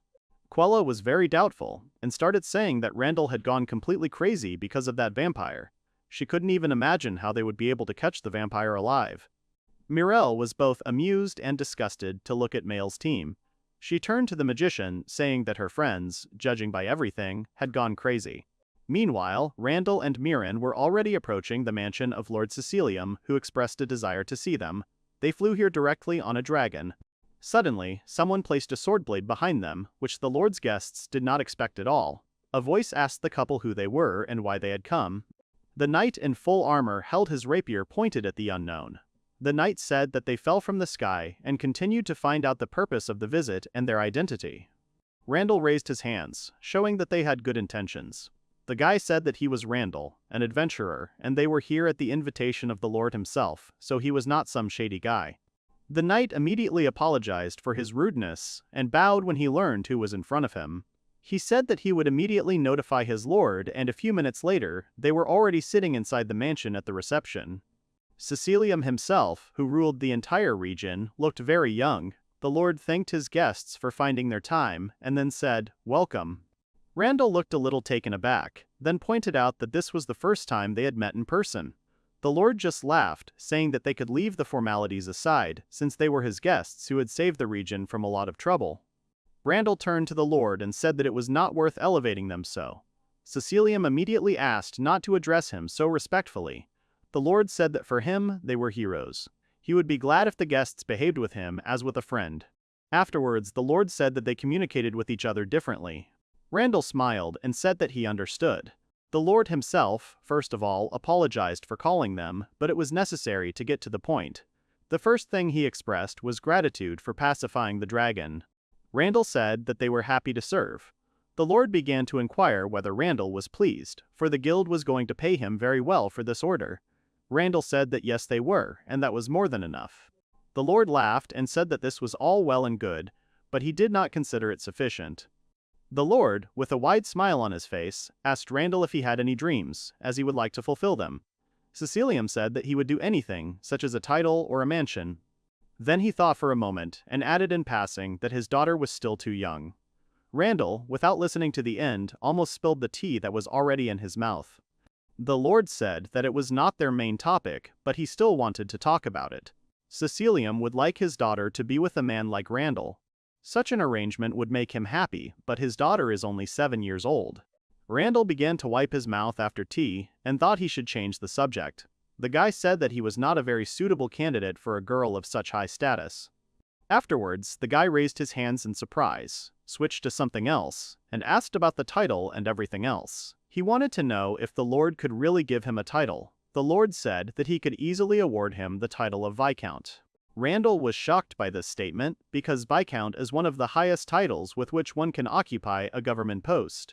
Miriam became very animated, telling Randall that it was very cool. Randall thought that he shouldn't agree so easily. Lord laughed and said that he would leave it up to the guy. Afterwards, the Lord asked about the mansion. He laid out a map and pointed to one of the places. The man said that it was quite far from here, but with Randall's abilities, the guy will get there in no time. The Lord added that this land was previously ruled by his relatives, and there were mansions left there in which absolutely no one lived. Lord Cecilium smiled and said that he did not wish to leave the houses empty, as it would bring resentment.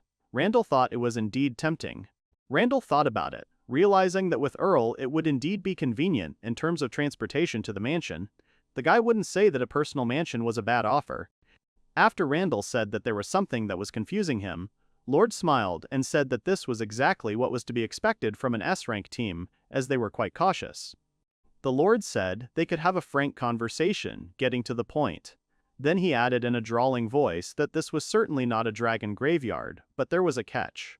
The man lowered his voice a little and said that the undead sometimes came out in that area. Randall and Mirren continued to stare at the Lord in silence.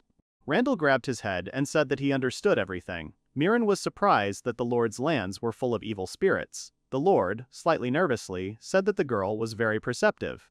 Cecilium said that he didn't mean undead though, after which he immediately clarified that there were only low-ranking zombies and skeletons. For such a small cleanup and expulsion, the Lord will grant a mansion. The Lord himself thought it was a pretty good offer, and he said so right away. Mirren turned to the Necromancer and asked what he would say to such a request. Randall thought for a bit and said in a drawling voice that it wasn't a particularly difficult task for a Necromancer. Then the guy said that he was willing to take on such an adventure.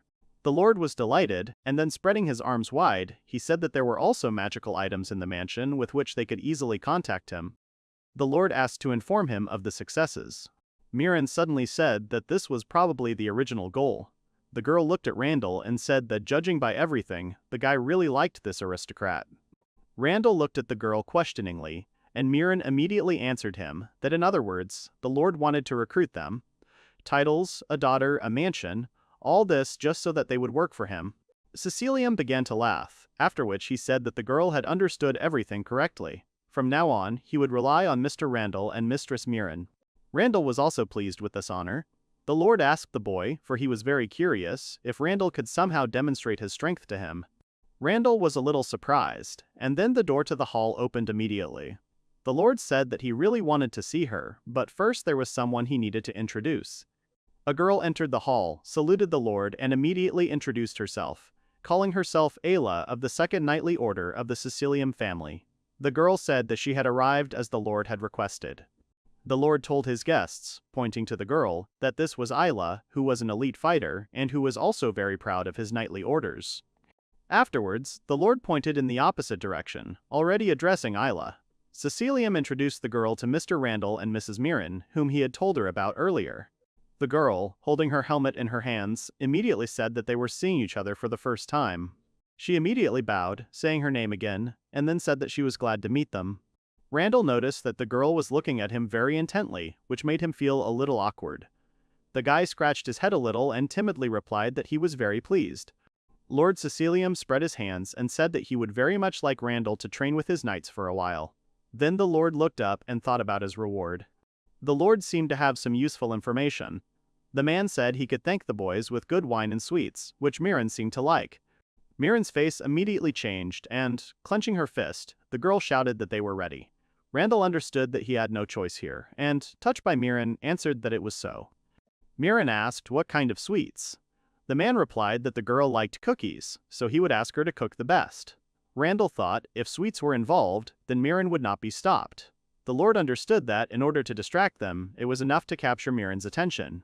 The Margrave's true intentions remained unclear. Randall, however, began to let his guard down, smiling and telling himself to remain calm.